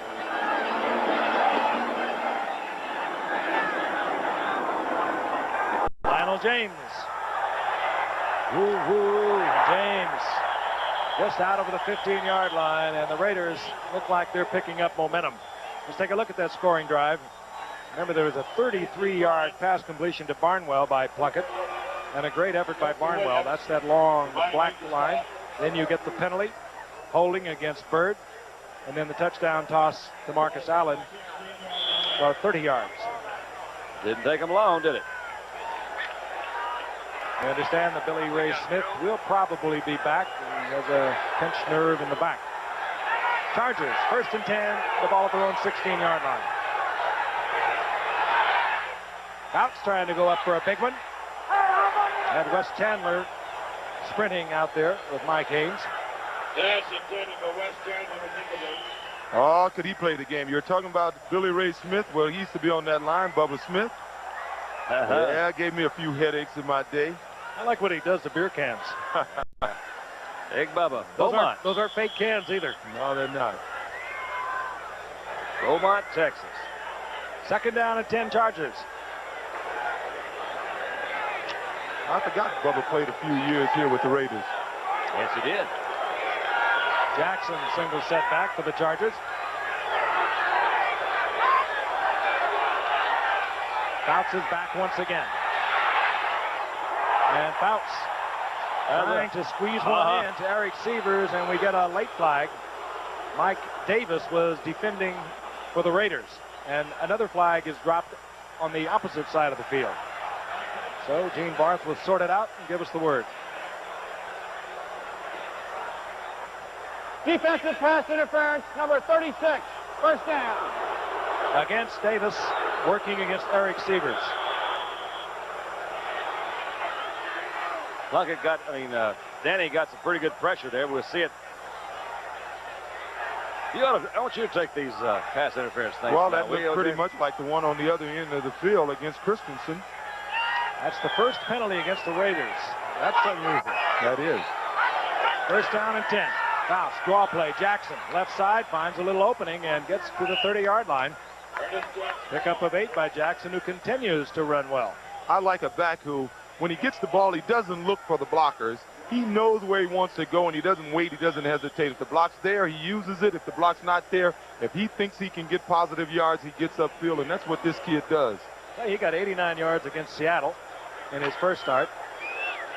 97 a week ago. That's what he's done tonight. Oh, boy. For an 8th-round draft pick, that's great production. Second and 2. Jackson will try again. Jackson has the first down out to the 35-yard line. First down, San Diego. Bob Nelson made the stop. We'll be there in 1988. The Winter Olympics. That's going to be exciting. The city has really put an effort into it. Pretty city, too. Beautiful. Right up above, you got Banff, Lake Louise. That's awfully nice country. I guess that's where the Olympics will be instead of... I thought I just said that. Yeah, up in Banff. Yeah, somewhere that around area. there. Somewhere in Canada. Well, I was thinking. That's dangerous. First and 10 at the 35-yard line. The Chargers trailing 20-10. Fouts wants a big one. Looking for Duckworth. Oh, close. Right off the fingertips, but you saw who was right with him, stride for stride. One of the best who ever played this game, Lester Hayes. It's the first time they come over at Lester's side tonight, isn't it? I tell you, and they're beginning to throw downfield a little bit, but it would have taken a great pass and a great catch to complete this, because Lester had him covered all the way, even though it appeared, didn't it, Don, that he bumped him a little beyond the 5-yard zone? Yeah, I really have a hard time figuring those things out, but yeah, it did look like he did. Right off the fingertips, beautifully thrown ball, and again, fine coverage by Lester Hayes. Lester Hayes and Mike Haynes at the corners, what a pair, and particularly with the kind of rush that the Raiders will put on a passer. Jackson tries the right side, cuts it back when nothing looks good outside. Well, it's a couple of yards out of nothing. Well, Frank, I think he made a poor decision there. He could have stayed outside. He got a great block by his tight end, Winslow. And what they've been doing is picking on this left side of the Raiders defense. Of course, in the past, you would have had Ted Hendricks there. Now you have Stanley Adams, and right now Jeff Barnes trying to play that position, even though Jeff is coming off the field now. And they've had a lot of success running to their right tonight, and I think it's mainly because of the absence of Ted Hendricks. Third down and 7. Passing situation. San Diego brings in Bobby Duckworth, who joins Wes Chandler and Charlie Joyner. And, of course, Kellen Winslow is like a wide receiver. No backfield. Well, they're not fooling anyone if they left one in there. Fouts tries to get one off to Chandler. He was well covered. Good coverage by Mike Haynes. In fact, great coverage overall by the Raiders. You're right. That's what they did. They just had him so covered.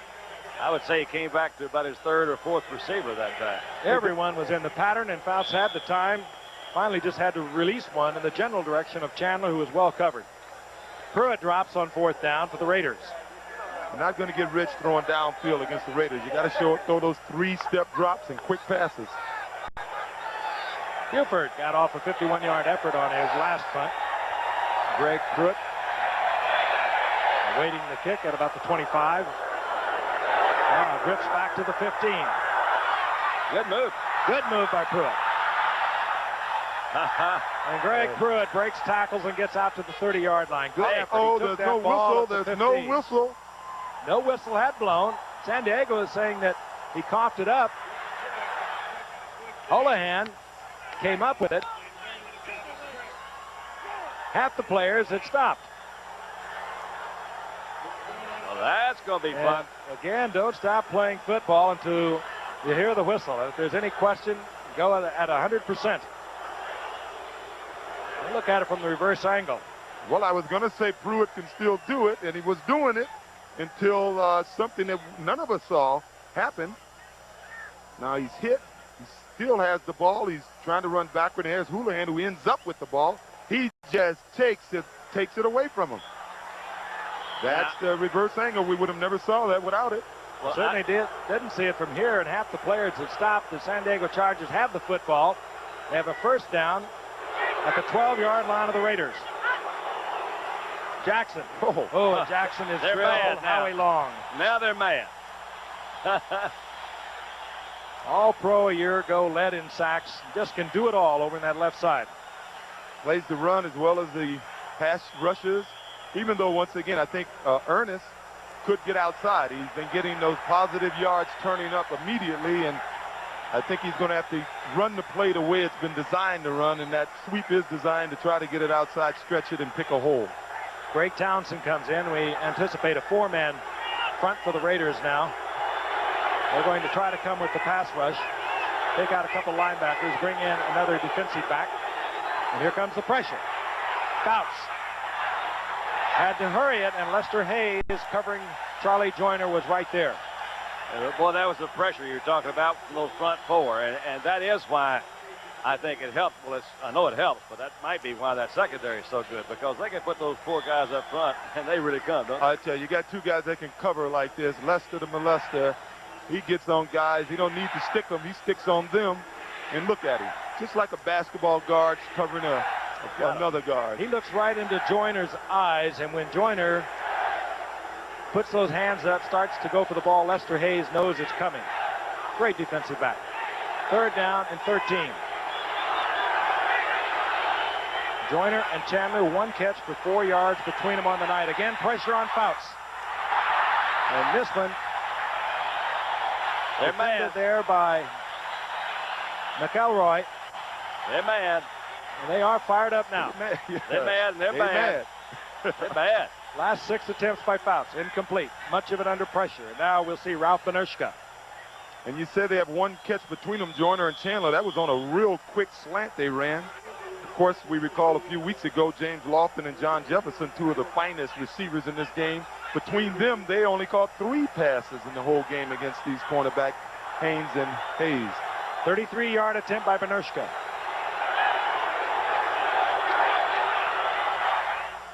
Oh, he is straight. Benershka through the uprights. He's already hit from 51 yards out tonight. So San Diego pulls to within a touchdown and a conversion. We'll be back in the Coliseum in a moment. Lively crowd here on hand. They anticipated a little over 70,000. They have got that, I'm sure. Dan Fouts really upset. He was really exercised when he came off the field. I think just frustration not being able to get it in. Benershka hits it. Clee Montgomery is deep. And here comes Montgomery. And down goes Montgomery. Good tackle at the 23-yard line. I want to remind you, it'll begin October the 2nd, the National League Championship Series and the American League Championship Series. Exciting playoff action begins as baseball's division winners meet in the start of Major League Baseball's League Championship Series. You'll see it live exclusively right here on ABC October the 2nd. Of course, it'll be the Cubs against San Diego. Detroit goes against the winner of the American League West, and that's going to be Kansas City, Minnesota, or California. All the excitement right here on ABC. Well, they got a tidal wave going around in this stadium. They got a funny wave here in the Coliseum. It's a big one. 1st and 10, the Raiders. They lead 20-13. That's Barnwell in motion. Plunkett steps outside, fires a shot, and Christensen is there. And again, the maneuverability of Plunkett Even though it may not be the most graceful thing in the world, it is effective. He stepped outside of the pressure, then very coolly found Christensen and the Raiders with a big pickup, 30 yards. They'll have a first down at the 46-yard line of the Chargers. You're going to see him get hit pretty well here, too. Moves back out. That's Woody Lowe. Keith Ferguson put a pop on Plunkett. He got hit. Nice catch, though. Good football game. Two of the finest in the league. Certainly offensively, and the Chargers are beginning to think they have developed a defense under Tom Bass.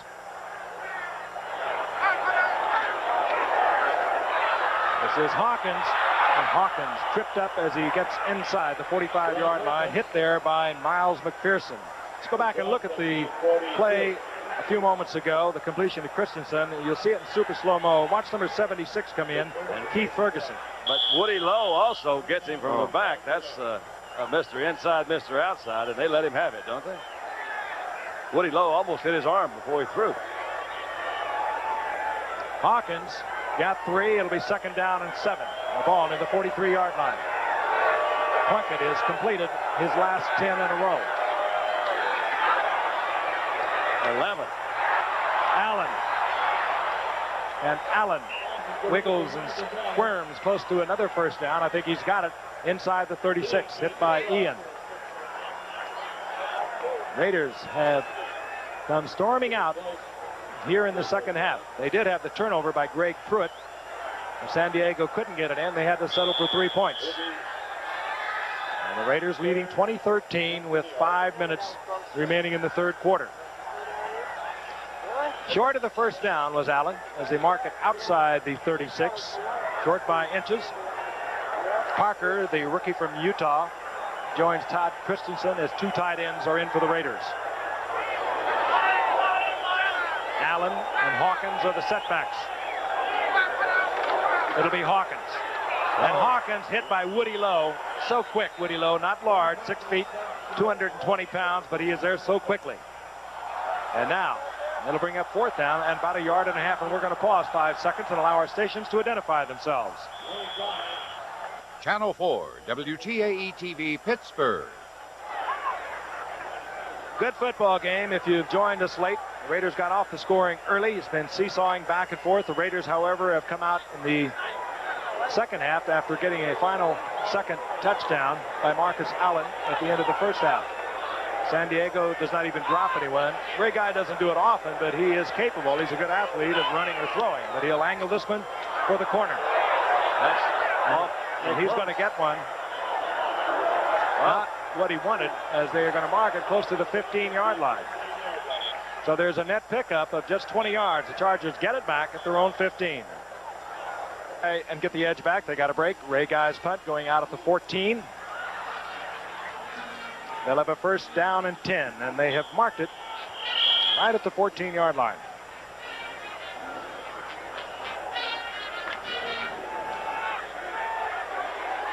And Fouts, he's had the completions, but as you can see, only 100 yards. He's had to throw many times under pressure and to the underneath receiver.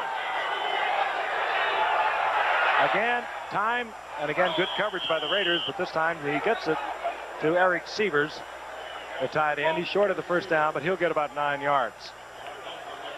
Eric Sievers would be starting for a lot of football teams around the league. You ever throw darts, Juice? You know, like throw darts? Occasionally. That's what Fouts looks like when he throws that middle range, and he's just whew, a lot of wrist involved in it. I just thought I'd mention that. But in this case, the board hits back. 2nd and 1. Jackson with a big hole, and Jackson to the 30-yard line. First down, Chargers. Rod Martin defensively for the Raiders, but the Chargers are a different-looking team tonight. They've been able to run, and they have used the run in situations where you, in the past, would not expect it. Well, you have to give the defense credit for that, because the defense is keeping them in the ball game. When you have confidence in your defense, you can run the ball. And you got a back like Ernest Jackson who's running this well. You want to run the ball. His best game already tonight. He has 104 yards and 19 carries. Ernest Jackson. Fouts again has the time, looking for Winslow or Holohan. Incomplete. Jeff Barnes thinks that one should have been his. And a flag is down. Kellen Winslow was the intended receiver. Matt Millen, you might call that a little bit of holding or something there. Mauling. Personal foul, illegal head slap, number 77 defense. First down. Well, they had a whole bunch of things happen on that play. They called Alzado, and you saw Matt Millen giving Kellen Winslow the treatment. They are getting mad. They get mad. They're mad. Yeah. Hey, getting mad has helped for them. Yeah. We look at some, what do we got there? Got to be tacos, guacamole. We're in Southern California. 45-yard line, first down, San Diego.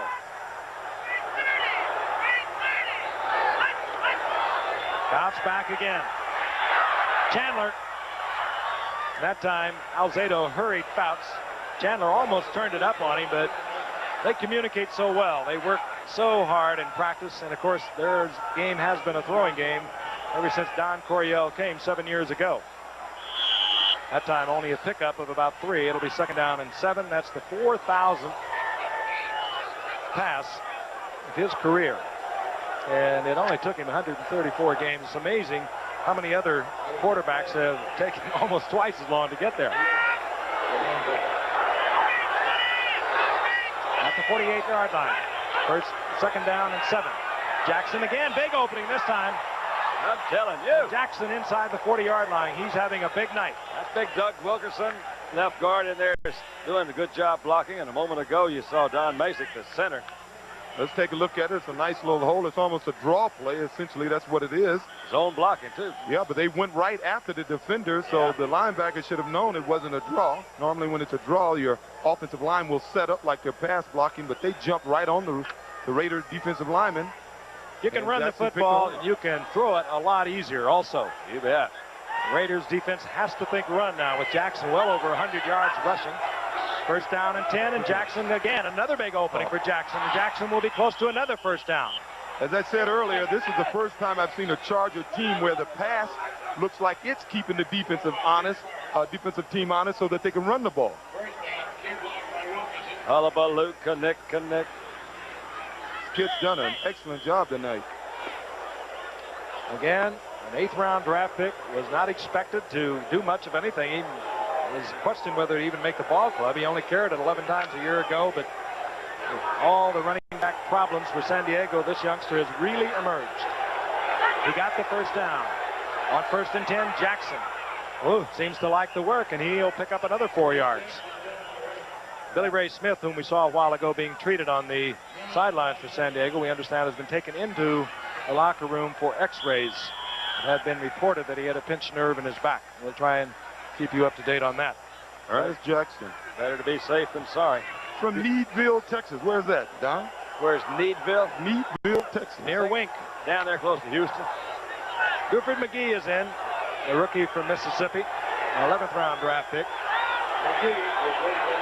Second down and 6. Blitz is on. Fouts tries to get it to Severs. Incomplete. He was under tremendous pressure. That was the strong safety, Mike Davis, on the blitz for the Raiders. Well, that's why you see you got to get that running game going, and they have it going because you're not going to go to the bank throwing the ball downfield against the Raiders. They're blitzing a lot tonight, and even when they don't blitz, they have one of the best pass rushing defensive lines in the game today. And when they can bring Townsend in off the bench, or of course they have Howie Long already there. Sean Jones, he's come in, he does a great job. I don't think there's any team in football that can put the pressure on the quarterback that this Raider team can. There'll be no running backs for the Chargers. No setbacks. Watch out for the quarterback draw. Fouts reads it quickly, fires the completion, gets the ball to Houlihan, and he'll have the first down at the 11-yard line. Dan, it's amazing to me that not only does he read it so well and so quick, he's able to throw the perfect pass where the receiver's not reaching for the ball. Keeps it going right in stride, too, doesn't he? Raiders on top, 20-13. We're in the final minute of the third quarter, and Dan Fouts has rallied the San Diego Chargers. They're 2-1 on the season. The Raiders are trying to remain undefeated. Only 2 other teams are in the league through 4 games, Miami and San Francisco. Jackson back in the game on first down. Jackson Jackson inside the 10, close to the 8-yard line, upended by Jeff Barnes. Jackson did a great job of turning that one up again. Once again, he never wastes time. Ron Martin closed it down. He turned up and got positive yards. Ernest Jackson, boy. Having a big night as we wind down the final seconds here in the third quarter. And the peristyle into the Coliseum will like it. Large crowd here, well over 70,000. We'll be back for fourth quarter action after this one. Frank Gifford along with Don Meredith and O.J. Simpson. We begin the fourth quarter. The San Diego Chargers against the Los Angeles Raiders. Chargers have a 2nd down and 8. The ball at the 9-yard line of the Raiders. Big night for young Ernest Jackson. 136 yards. In the last 2 games, he's gained 186. He has been such a pleasant, shocking surprise for the Chargers. Faust looks to the end zone and just throwing that away. Chandler well covered. Lester Hayes was back there. Otis McKinney was back there. And Jeff Barnes was back there. Faust just got rid of it. Let's take a look at that coverage. Almost had too many people in the same zone over there. They were trying to get deep with Wes, it looked like. And Lester's just right there, right in his face again. Then he didn't have any place to go. 3rd down now. 3rd and long, and the situation substitutions have taken place. Raiders will drop into a 4-man front. Now they lay the ears back, and they'll come. Faust steps back into the pocket. Rifles a shot, gets it to Winslow. He struggles close to the first down goal line. It will, however, be a first down, I do believe. Now that's picking him up. 3rd down and 8. That's finding the big man. Faust under tremendous pressure, and he'll get it from the outside. He steps right back into it. Give those big guys up front, though, some credit. They gave him some time to throw there. Not a whole heck of a lot. Good struggle by Winslow, and he gets the first down. First down, goal to go. A ball game is in the air. Winslow caught 10 last week for 146 against Houston. He has 8 tonight for 84.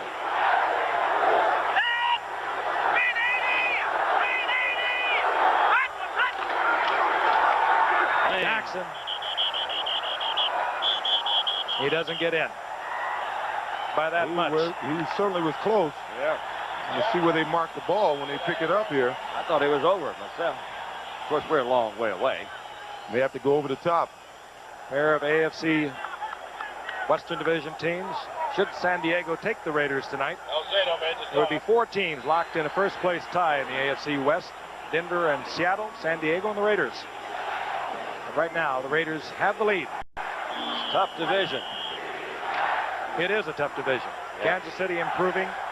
Denver wiping out Kansas City, shutting them out yesterday. Surprise. 2nd down, goal to go. Jackson. Oh, yeah. Good tackle, but Jackson stays in the air, gets it in the end zone. And we're a conversion away from a tied football game. The more you watch him run, the more you got to feel Don Coryell knew what he had when he started trading all those backs away out there. I don't think this is too much of a surprise to Coryell. Maybe to us, because we haven't seen him that much. Well, he's been doing it all year, ever since they've been playing him. He came into the game leading the AFC in average per carry. Lyle Alzado had a penalty called on him that kept an 86-yard drive moving. It was a head slap, but you got to wonder if he wants it back. Benershka for the conversion. Ed Luther puts it down, and we are tied at 20. Is good, and the score is 9-20. There he is. He is having one whale of a night. 5'9", 206 pounds. He's in the 100-yard area now. The Raiders deep end. Clee Montgomery, number 28. Doki Williams, number 85. They're tied at 20 with 13:42 remaining in the game. Ralph Benershka to kick off.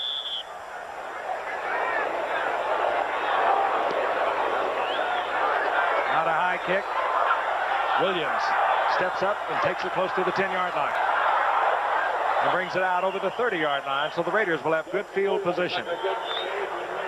First down and 10, the Raiders. Reminder, see on ABC. Raiders at the 32-yard line. Well-played football game by both teams. the surprising part of it, the Chargers being able to run as well as they have. Wide open. Oh. That was Marcus Allen slipping. He was wide open. No one had picked him up. It'll bring up 2nd down and 10. More action from the American League West. Kansas City pouring it on over California. They're in the 8th inning, leading 11-3. Minnesota, of course, that's final, 8-4 over Chicago. What a race. California, Kansas City, and Minnesota. That's the last one. And we'll bring you the playoffs beginning a week from tomorrow night. 2nd down and 10. And finally they get to Plunkett, and it is Woody Lowe. Woody Lowe, who plays the game much like the Raiders' Rod Martin. They're not all that big, but they're quick, they're active, and they have a great football sense about them. Well, he did a good job of that. He blitzed. Kenny King came up to block him. Kenny King didn't pop him as well as he should have, and what Woody did was just push Kenny back towards Plunkett, reached around him and grabbed Plunkett. Walked him on back. Walk on back. That's the Raiders' first sack of the night. I like what Tom Bass have this Charger team doing. They're not waiting at the line of scrimmage. They're trying to shoot the gaps on this bigger, stronger Raider team, and thus far they've been able to be a little quicker than the Raiders, and they're winning because of it. They're tied up anyway. Loss of 7, 3rd down, 17. Plunkett again in trouble. And they'll blow the whistle on that one.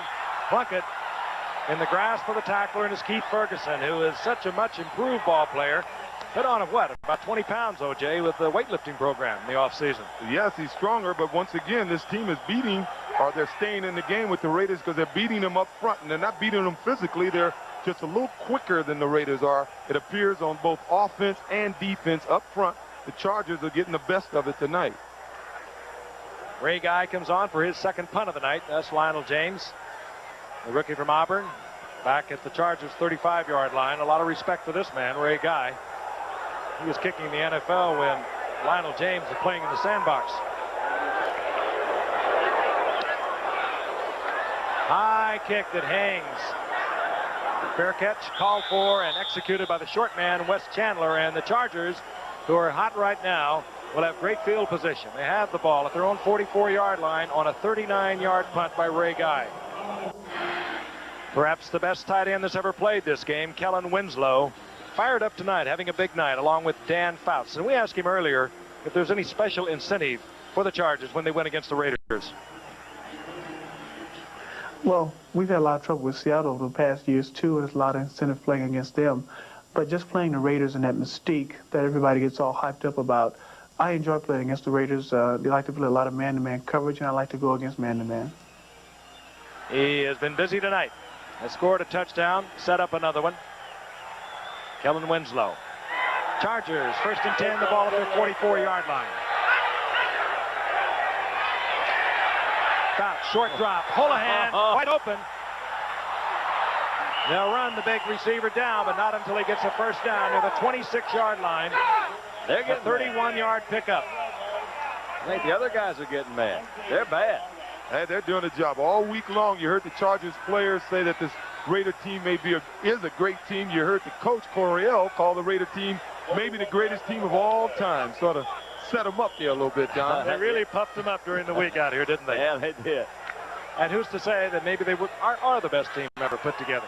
I happen to think the guys playing it today are far better than the ones who ever played in the past. 1st down and 10. That was Jackson with a good move to get back close to the line of scrimmage. While Alzada was there, Rod Martin. Flag is down.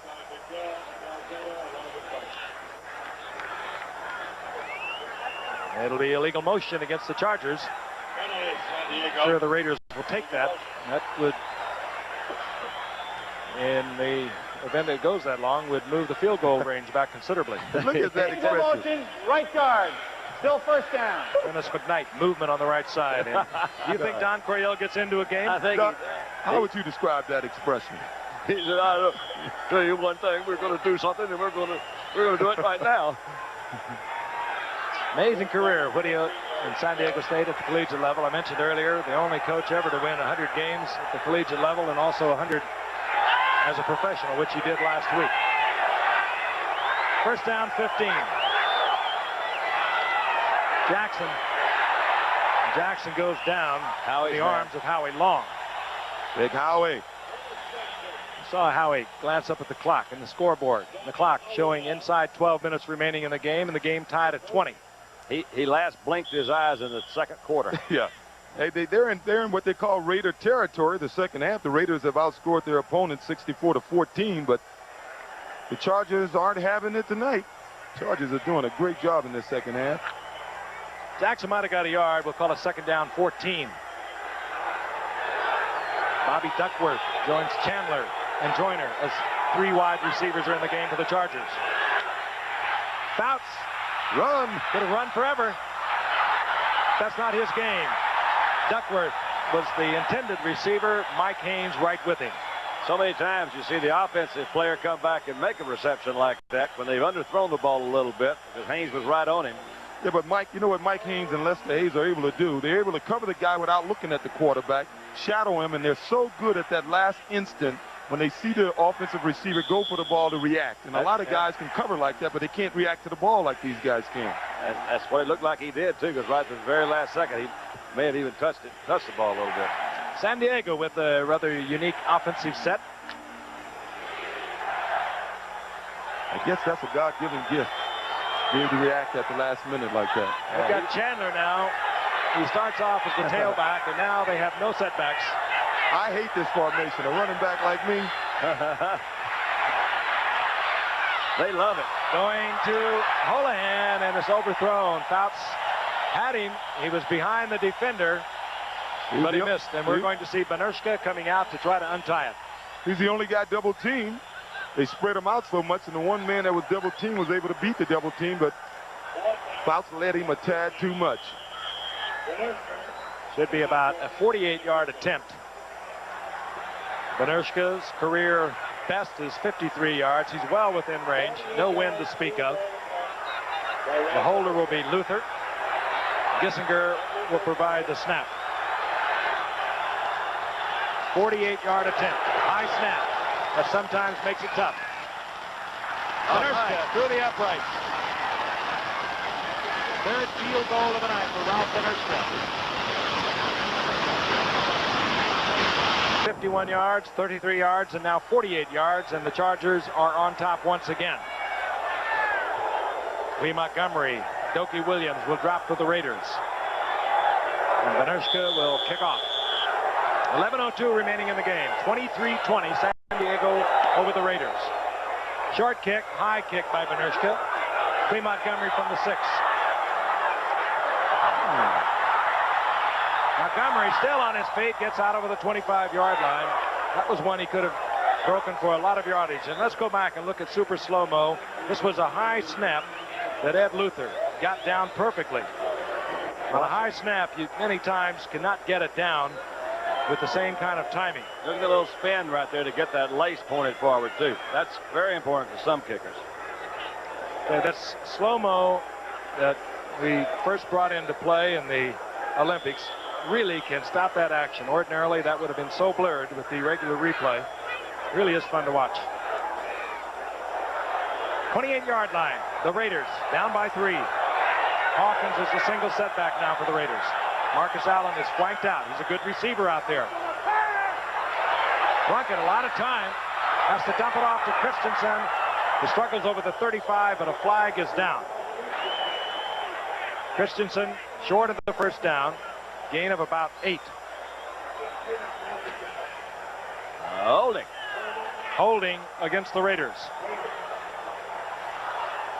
So an 8-yard pickup will be negated. Kansas City has swept their doubleheader over California. They are in first place. Those are the standings.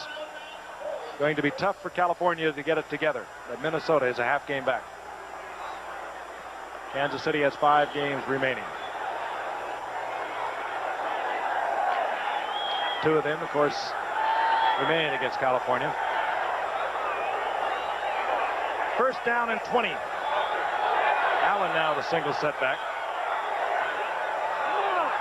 Plunkett will look to pick up some of it. That one almost picked off. Trying to get it to Todd Christensen and have a shaken Raider. That's Miles McPherson. The Charger, they had that one read from the looked like the beginning, and that was the guy that almost intercepted it, too. Came down on his knee wrong, it looked like. Miles McPherson made the Charger team a surprise member of the squad in '82 as a free agent out of New Haven, Connecticut College. And he is going to be assisted off the field. That'll bring in Bob Greger to replace Miles McPherson.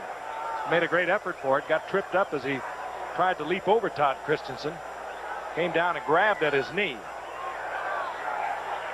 Well, it was an interesting stat there. Once again, I said the Raiders are a second-half team, but they're losing this second half 13-7. And the game by 3 points. Second down and 20. The Raiders at their own 18. Block it again with a lot of time, and again difficulty with the receiver, and it's picked off. Woody Lowe. He's gone. Woody Lowe gets into the end zone. And the Chargers have come roaring back in the closing minutes of the third quarter and here in the fourth quarter.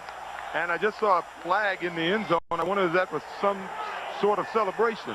He did spike the ball, but it didn't look like any choreographed celebration. With Bob Greger discussing it with the official, the flag went down very quickly. But more important, they got the 6 points.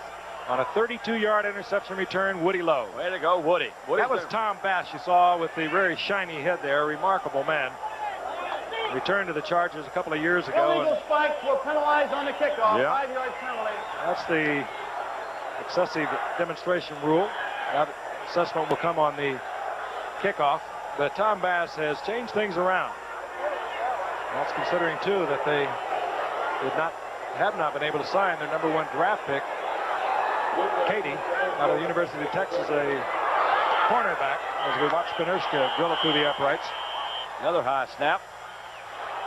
But the Chargers 2 years ago were 28th defensively in the NFL. Last year they were 26th. They have improved remarkably.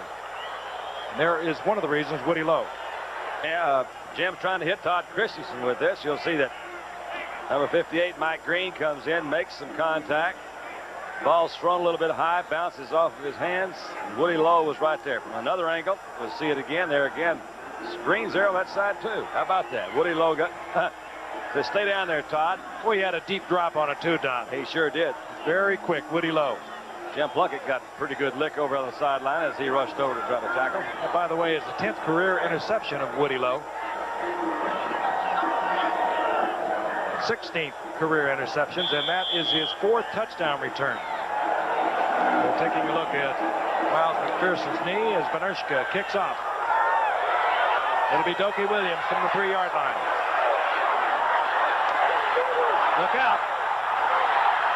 Williams with a great return out over the 45-yard line. Former UCLA world-class triple jumper with tremendous speed. There he is. Oh, Dokie's the heir apparent to take Cliff Branch's place. They really like him here. Didn't have much of a college career at UCLA. They didn't really play him that much. Just threw a ball to him a few times. They think in another year or so he should be ready to step in there for Cliff, but Cliff is not slowing down too much. It's Miles McPherson. You saw him a short while ago go up for the interception against Todd Christensen. Collided with Christensen, came down on the knee, and now they have it packed in ice. 46-yard line, the Raiders first down and 10. 10 minutes and 9 seconds remain. 30-20 San Diego over the Raiders. Wide open is Allen. And Gil Byrd is there defensively for the Chargers. Allen close to a first down. Yeah, Marcus went out of bounds, but he gave Gil a little something to take with him. A little forearm there. Forearm shiver. Yeah, forearm shiver, exactly what it was. And we're going to have a measurement. Very close. I think with the Chargers, they really missed not signing this Mousy Cade. He was their #1 draft choice. They wanted to put him out there on the cornerback, on the corner position rather, and they would prefer to put Gil Byrd at safety, let him play strong safety as we see the chain here. Just a fraction. I'll tell you, that couldn't be any closer. Oh, that much. How much is that? Barth very delicately indicates less than an inch. It's a good down. You know, when you have second down on less than an inch, you think you can really gamble on the second down play. I wouldn't be surprised to see if the Raiders throw downfield, try to get in the end zone.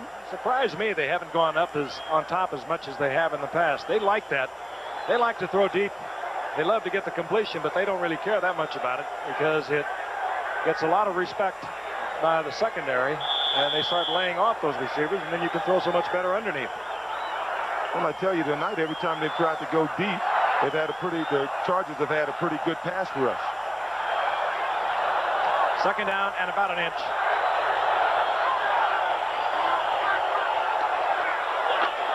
Allen has the first down easily near the 41-yard line of San Diego. Keith Ferguson defensively there once again. The Raiders know how to come back. They've done it so often. They're a tough group. They really are. They're a together group. They've gone through so much adversity, legal hassles over the past 3 years. Well, you can see the Raiders are trying to pump it up. They're in and out of that huddle pretty quick. It's normally a sign of a team that's sort of hyped up. Allen gets the first down on his first carry here in the second half. Look out. Block it. And the protection broke down. I'll tell you, that big fella, Keith Ferguson's been playing a good game tonight. He's been all over that field. Well, he's quick, and as they said, he put on 20 pounds. He's weighing in at, as you can see there, 255 pounds now, and that strength evidently has helped him. He doesn't appear as if he's slowed down any. That's good. It doesn't appear that to me. Yeah, slow down. Slow down. All right. That's it. At the 41-yard line, second down and 10.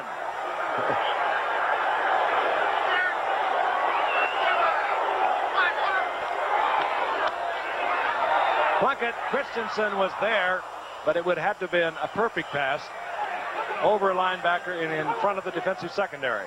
And Plunkett is feeling the heat a little bit because this Charger team, which came into this game, they didn't appear to have much of a pass rush, but tonight they have an excellent pass rush, and on that play, they didn't even blitz anyone. Amazing. They were tied for the fewest sacks in the league last year with 31. Give you an idea how that compares. The Raiders had 59. But they are getting pressure tonight. Plunkett now 15 of 23, 249 yards, 1 touchdown, 1 interception. That interception by Woody Lowe returned 30 yards for a touchdown. 3rd and 10. Plunkett scrambles out of the pocket. Christensen wide open. Christensen was wide open as Billy Ray Smith had to come back and play the run. Plunkett threatening to turn upfield. And when he did, he released Christensen. He was wide open. A 26-yard pickup. Couldn't have called it more accurately from the way I saw it because he got some pressure trying to come out to the outside. Nobody was open. Something's got to give. Right in here, you'll see the linebacker's release. Actually, that was Woody Lowe that released in there, number 51. But he had Todd covered pretty well until Jim showed a run move to the outside. I tell you, Jim Plunkett surprises you how he buys time in the backfield. He's not a great scrambler, but he knows how to hop around and buy a little time back there. Near the 14-yard line, first down and 10. The Raiders trailing by 10 points on the move. Plunkett, Branch wide open. Whoa, hammered out of bounds, but he's close to the 7-yard line. Gain of 8. Danny Walters was there defensively. Boy, an ex-track man catches the ball in his hands like that. You saw Super Duper yesterday make a few of those catches, and you like to see those so-called sprinters, track guys, catch the ball right in their hands instead of up against their bodies. And these are two of the best I've ever seen play the game. Cliff Branch and now this Mark Duper from the Dolphins. Second down, a long 2. That's the time remaining in the game.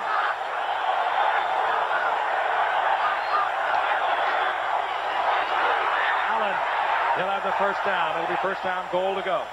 Did you forget my buddy Bobby Hayes? Well, yeah, Bobby Hayes, he caught that ball real well. I say 2 of the best, not the 2 best. That's right.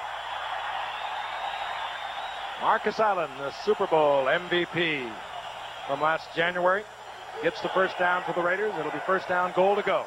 Speaking about sprinters catching the ball, did you see Ron Brown yesterday? Yeah. I'm going to bring him up. He has really come on, hasn't he? He really LA Rams. Boy, they have a receiver. Allen now, 15 tough carries, 41 yards, and 1 touchdown.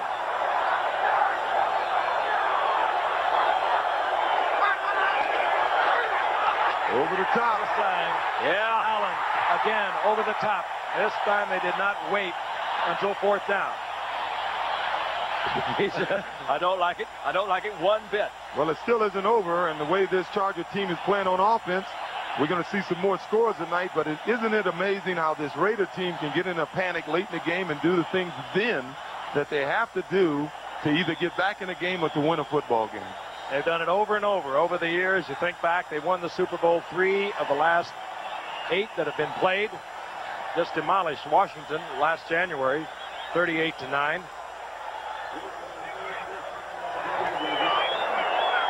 Here's Chris Barr. Whoops. And Mark Wilson is very unceremoniously tossed to the turf. That is the 4th extra point the Raiders have missed this year. And that could be very important. That has taken them out of field goal range to tie it up.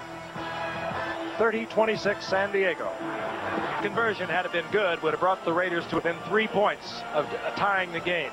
Mark Wilson, the backup quarterback, gets a good snap from Dalby. He just dropped the ball. We mentioned at the top of the game that Wilson has replaced David Humm from last year as the holder for Chris Barr. And, of course, the center, Dalby, has had a pulled groin muscle, but nevertheless, the Raiders have failed on 4 conversion attempts thus far this year. That's rather remarkable. Buford McGee, the rookie from Mississippi. And McGee is hammered as he gets out over the 15-yard line. I'll remind you later tonight on Nightline, a look at Pennant Fever sweeping Chicago as the Cubs clinch the divisional championship and head for the playoffs. And boy, they are excited. You see it on Nightline. And on the West Coast, stay tuned for Call to Glory. 8:10 remaining in the game. Very tough Charger offensive unit tonight. Surprisingly strong on the ground, and when you can run the football, anyone who knows this game will tell you it makes the passing game so much easier. And the defense has to play the run before they think pass. Jackson. Good cutback by Jackson. And a gain of about 3. It'll be 2nd and 7. Let's take a look at the scoring drive on our animated board. This is a cute little thing we have. There you are. Passes are in black, the runs in red. Started off with really good field position there, too. Look at almost a little over 50 yards to go. That started by a good kickoff return. 2nd down and 7.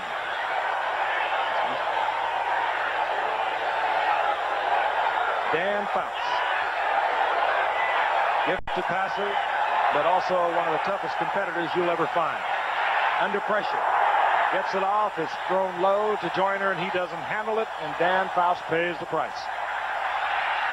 And the wave is moving around the Coliseum. Not one of your better waves, but nevertheless, they're into it.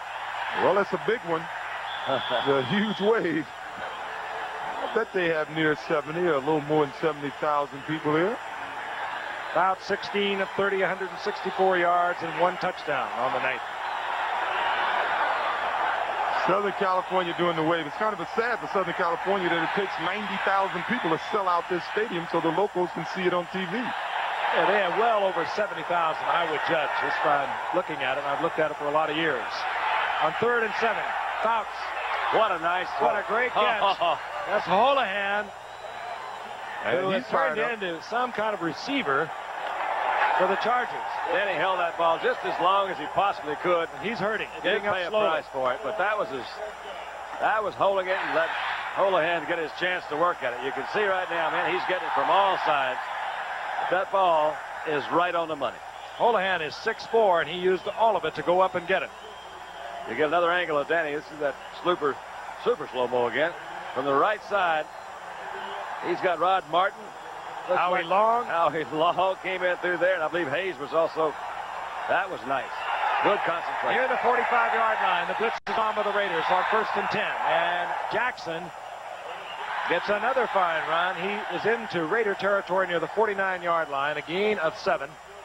It'll bring up 2nd down and 3, and Jackson is having a great night. Their running game plan, truly, isn't that wild? 147 yards. And you know he's getting them when they're count. He's getting them on some 3rd downs, and he's getting them those big 5 yards on 1st down, and it puts all the advantage to the offense when they can run a throw with less than 5 yards on 2nd down. It's a lot of pressure on the D. 6 minutes, and the clock is moving here at the Coliseum. Raiders trail by 4. Jackson again. He's working tonight. Another big opening, and he cuts back brilliantly to get the 1st down at the 39-yard line. He is showing me something tonight. May have found something in that defense. As you can see, they're running. What they found in the defense is that Ted Hendricks is not playing over on this left side of the Raiders defense. Right side, I should say. And they've done a good job of turning the corner, getting upfield, and once again, this Ernest Jackson, he doesn't hesitate. He doesn't wait for the block. He anticipates the block, and he gets upfield as fast as he can, and that's all you can ask for from a back. Jackson has carried the ball 29 times. He gets a breather. Buford McGee, the rookie from Mississippi, comes in and gets a draw call on his first play, and he is snapped to the turf, and it's Rod Martin. Oh, Buford is saying, hey, you weren't blocking this way for Ernest Jackson. That was one of those rather obvious draws, it looked like to me, and I think the defense picked it up pretty quickly, too. That was a play they used until Jackson gets his breath. Yeah, it's amazing how a back can come in, a young back. We've seen it over the years, and I'm partial to running backs, but it's amazing that a good, hard running back, what he'll do for the whole team. He comes in, he runs hard, he gets positive yards, and it tends to psych up the whole team. There was a loss of 3, a 2nd down 13. That's one way to look at it. Watch the Raiders come this time. Bounce. Down he goes. Raiders thinking nothing about run on a 2nd down and 13. They just turned it loose with the blitz. There's Rod Martin right on top of Dan Fouts. That's why he was in the Pro Bowl last year and been voted the most valuable defensive player on this team 4 out of the last 5 years. 12th round draft pick 8 years ago. Been one of the Raiders' top players for the last 5 years. The loss was all the way back to midfield, and it's going to bring up 3rd down and 21. With a 4-point lead, they're doing a good job of one thing, and they're just taking up a lot of time. A little bit over 4 minutes to go, 4 minutes 15. The Chargers, new formation, no setbacks. They'll probably line Chandler up as a tailback, but he'll go in motion. Now they're not even going to fool around with it this time. They just come right out there. I'd keep my eye on number 80 or number 85. Fouts did not like that. And they come with the blitz. Fouts knew that he would not have enough men to pick it up. He might not have even got back to set up to get rid of it. So Dan Fouts wisely at this point in the game, with 3:54 remaining and a 4-point lead, uses a timeout. I think he actually just took the penalty, didn't he? It was just the delay of the game penalty that he took rather than use that timeout, which is, with him, it doesn't make any difference. He's got a long way to go anyway, so I don't think he used the timeout. No, he didn't. He just deliberately took the penalty. He had 3rd and 21, so now he has 3rd and 26. What's 5 yards? I thought he indicated timeout, but he didn't. So the Chargers have their 3 timeouts remaining. Somehow Fouts got out of that and has to throw it away as Joyner was well covered by Mike Haynes. So it'll be 4th down. The punting unit will come on, and the Raider fans are starting to come to their feet. They're going to get the ball back, 3:47 remaining. I tell you, they need another 3 points. These two teams, over the last 9 times they played, they've averaged about 58 points a game, almost a point a minute. They're at 56 points now. Maury Buford. This time Buford connects. Fairly short kick. Greg Pruitt handles it at the 17, taken out of bounds near the 23-yard line. Get out of the way, Billy. Okay, listen up. Ready? This telecast is presented by the authority of the National Football League. It's intended for the private use of our audience. Any rebroadcast or other use of this telecast without the expressed written consent of the National Football League is prohibited. Hey, Don, I don't know how to tell you this. Yeah. Most of my mail this week has been about that, and most of the people felt I did a much better job than you've been doing. You gotta be kidding. You saw the numbers on Jim Plunkett. The 1 interception was a touchdown interception returned by Woody Lowe. First down and 10, the Raiders at their own 23. Plunkett, wide open Hawkins. And he has a first down out near the 40-yard line. Ken Green defensively there for San Diego, a 15-yard pickup.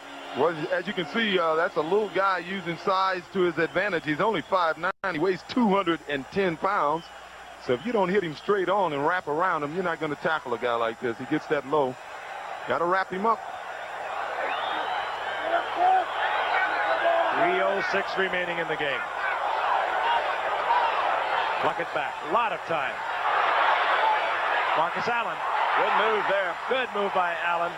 He turned a 2-yard gain into about a 7-yard gain. The Marcus, I think, is when you look around the league, you see some backs that are incredible on the move. Of course, Kurt Warner is hurt. You think of Billy Sims, you think of Eric Dickerson, but from a standing start, I think Marcus may have the best moves in the game today. He reminds me a lot of Chuck Foreman when he first catches the ball. That first explosive move of his is incredible. Second down, long 3. They marked it at the 45-yard line. Plunkett, Christensen stays on his feet inside the 40-yard line. Another Raider first down. Lyndon King was there defensively. They're bad. Yeah. Isn't it amazing that he's now getting the time to throw? I'm surprised he's not being blitzed. And I do not believe the Raiders will be able to get another play off before we get the 2-minute warning. The Raiders have 2 timeouts. Todd Christensen. He'll be a factor if the Raiders get back into it. We'll be back in a moment. 2 minutes remaining in the game. The Raiders have 2 timeouts. They have a first down and 10. The ball inside the 40-yard line of the San Diego Chargers. Jim Plunkett has consulted with Tom Flores over in the sideline. He has a great sense about where he is in a football game. And again, he doesn't have all the grace and beauty of some of the quarterbacks that we've watched over the years, but he does get it done. Well, he certainly knows when he's behind because that's when he's at his best. He did it last week against Kansas City. 2 fourth-down plays on a drive that ultimately wound up with the winning field goal in a 22-20 victory. Stepping out of the pocket again. That's intercepted. Oh, no, not quite. That intended and at least thrown in the general direction of Barnwell, who was covered very well. Plunkett very careful with it. I tell you, Woodrow Lowe is really into the game tonight. He was double-teamed by 2 linemen. He broke through them. He had another guy come and pick him up, and he broke through that guy to pressure Plunkett out of the pocket. The second week in a row, the Plunkett is over 300 yards. Now he'll look over a second down and 10. Cliff Branch up at the top of your screen, the wide receiver. Malcolm Barnwell split to the right. Plunkett, Barnwell stops the clock with a first down inside the 25-yard line. 1:47 remaining. Once again, I'm amazed at Woodrow Lowe's ability to break through a block by a lineman. He did it once again that time.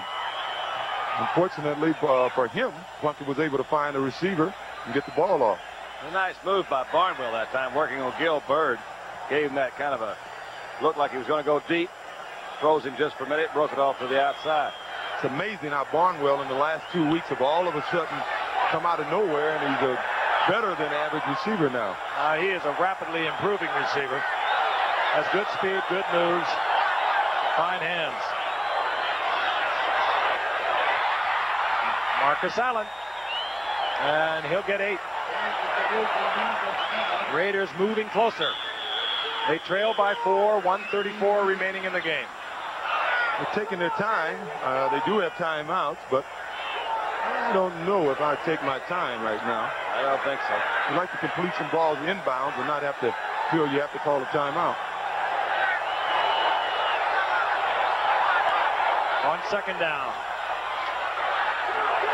Plunkett, all the time in the world, and finally dumps it off to Todd Christensen. He'll have another Raider first down. That's got to be a timeout. Now, Flores wants the timeout.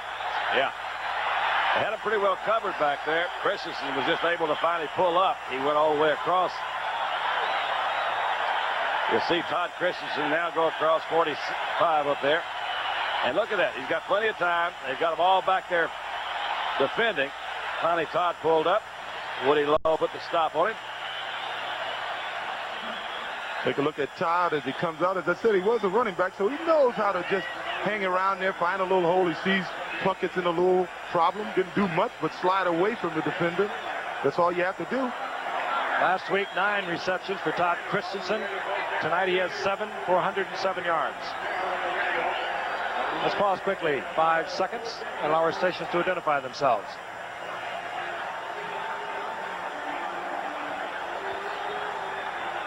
WTAE-TV, Channel 4, Pittsburgh. Just thought of that. Why don't you let's pause slowly for 5 seconds. Good football game. If you happen to just have joined us, it's been seesawing back and forth. The Raiders in command. They initiated the scoring with a 3-point lead. It's gone back and forth. Both quarterbacks having fine nights.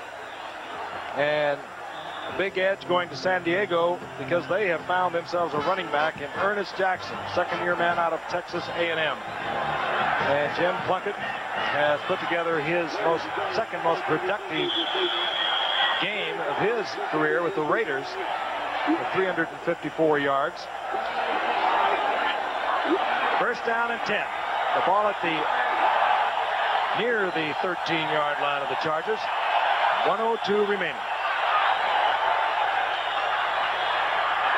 Plunkett, Christensen out of bounds. He'll have a first down, goal to go. Oh, yeah. That was a great throw and a super catch by Christensen. You bet. Tough football team, the Raiders, and they seem to get tougher when they get behind. Let's take a look at him. As you know, Christensen missed the entire preseason. He thought he was worth more money. He'd have a pretty good argument about that tonight. Bingo. Great concentration, wasn't it? Well, the Raiders have never lost at home on Monday night. They're 10-0. The way they're going now, they may not lose tonight. Figure for attendance, 76,000. All right. Well, I think Marcus will take a couple of a couple of flights here. You think so? I got a feeling. First down, goal to go. That's the first one. Flight 1 aborted at the 1. There goes the flag. Oh, not a flag. Yeah. Late flag. Hit him a little bit late there. Well, I figured it would take 2 of them. I get a personal foul. I get a personal foul on a late hit, 78. Doesn't make much difference. Just gives them another down. So it will remain first down, goal to go. Half the distance to the goal will be the penalty. And now we will see probably flight 2 for Marcus Allen. I think I can hear it revving up. Yeah, we're high enough to be air traffic controllers up here. May fool us and quarterback sneak it. Yeah. All right. See back there, same situation. They don't want to give Fouts too much time. Flight 2. Allen into the end zone. Yeah, I did it. Crowd all on their feet. Remarkable comeback for the Raiders. They were down by 10 points here in the fourth quarter. Just win, baby. Well, I tell you, the Chargers only need a field goal to tie it up. Well, right now, they just need a safety. Well, with the PAT, the way the Raiders been kicking point afters.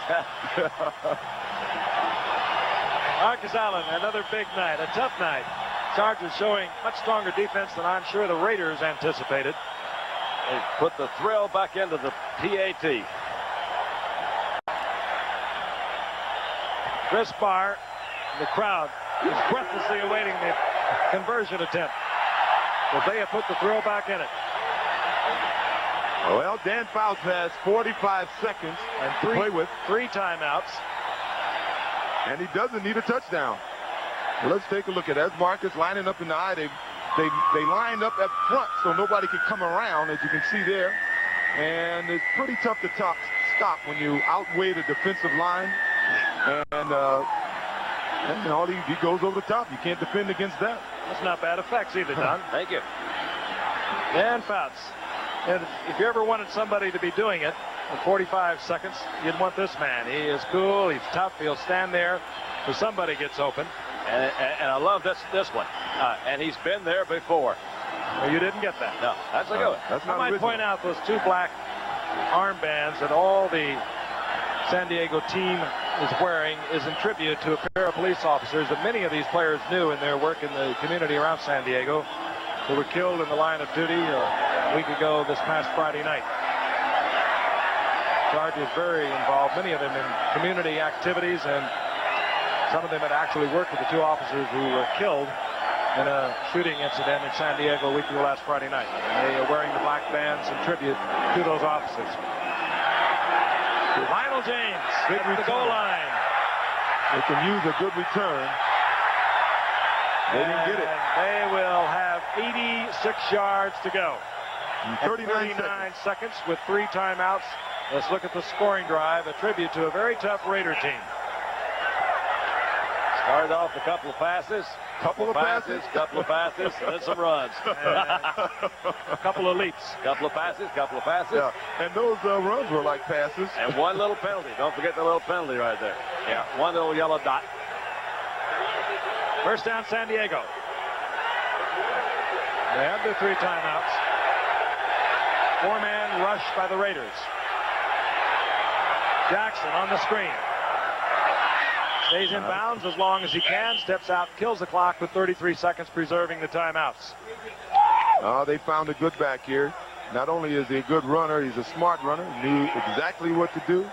So many young backs would get carried away at a time like that and try to do it all themselves. He got as much as he could and got out of bounds. But you like this Jackson? I like him. I like him. Oh, I like when I see a young back come in and pump his team up like he has. Second down and 3. The ball at the 21-yard line. Fouts with a pump fake. Now throws into a crowd, and somehow or other, Kellen Winslow caught that ball. Kellen Winslow. He is too much. And the Chargers have called timeout. He is the best. That was remarkable. I've seen him do many great things, but he knew he was going to get hammered, and somehow he came down with it. But Fouts also got him into the open area with a little pump fake to him coming off the line of scrimmage. Let's look at it. I want to look at it again as you look at Rolf Benershka. He's the guy that they're saying, hey, tie this thing up, we'll go into overtime. They get him close to 50 yards, and he is a threat. That's the longest of his career. Need a little more time. Yeah. The Raiders got to worry. Well, as we take a look at the ISO, I want to see. You take it. Well, I just want to see if somebody might have made a mistake and try to intercept the ball back here. I couldn't tell from up here. But Kellen, of course, is going down there. He looks into the side. He's 6'5". And that might have been an interception try. I don't know. It was McElroy who went up for it. Yeah. But Winslow it looked like he wasn't even looking at the ball, but he came down with it. First down, San Diego, 46-yard line of the Raiders, and they'll need to pick up perhaps 15 to 17 yards to get Benershka into a realistic field goal, and it would be a field goal attempt that would tie this football game. I tell you what, though, both teams have to do a little thinking here, because that's going to rule out the possibility of a touchdown here, and the Raiders can't give them the short passes for a field goal, but they still got to watch out for the touchdown. 24 seconds remain. The Chargers have 2 timeouts. Offsides. Looked like to me. Fouts gets rid of it. Are they going to say he was in the grass? Yes, they do. And Fouts was in the grasp of the defender at the 49-yard line. There will be a loss of 5 yards. That makes a big difference here, even though it's only 5 yards. When you're running 15-yard pass patterns and you're trying to get a field goal at this position on the field. I thought I saw the Raiders offsides that time. Somebody sure got a good start. Fouts had thought he had called timeout, and he is really incensed. He is hammering away at referee Gene Bart. Well, you'll see the Raiders argue if they put time back on the clock. So finally, they get the clock stopped, and now there's only 14 seconds remaining. That will make a difference, won't it? Well, you got to be animated. At a time like that, a quarterback, and Fouts has been around long enough to know, you have to be animated. You have to signal it. You have to look at the clock and make sure that clock is stopped. You can't just throw a casual timeout sign and assume that the official has saw you. And that must have been the case here. One of the better divisions could be all locked up. In the AFC West, should the Raiders go on to win tonight, they will remain undefeated. San Diego will drop to 2-2, but Denver and Seattle are both there with 3-1 records. You know, I think maybe Fouts thought it was an incompleted pass and the clock had stopped anyway, and he was arguing that he was not in the grass. That would make more sense. It's been around too long not to make the official be aware if he's trying to call timeout. 14 seconds remaining. Fouts 19 of 35 on the night, 227. One touchdown. Winslow has caught 9 of the 19 completions. 1 second down. Fouts overthrown, almost intercepted. Fouts trying to get it to Joyner. Now 7 seconds. Well, they got a big problem now. If they do complete the pass, they're going to almost have to complete it out of bounds or touchdown because the time it takes to set up and throw the 15 or 20 yards they're going to need to put Benerchka in field goal range is going to be at least 7 seconds. What do you say? Pardon me? 3rd and long. No, I think they're saying it's 9 seconds. 9. Reset the clock at 9 seconds.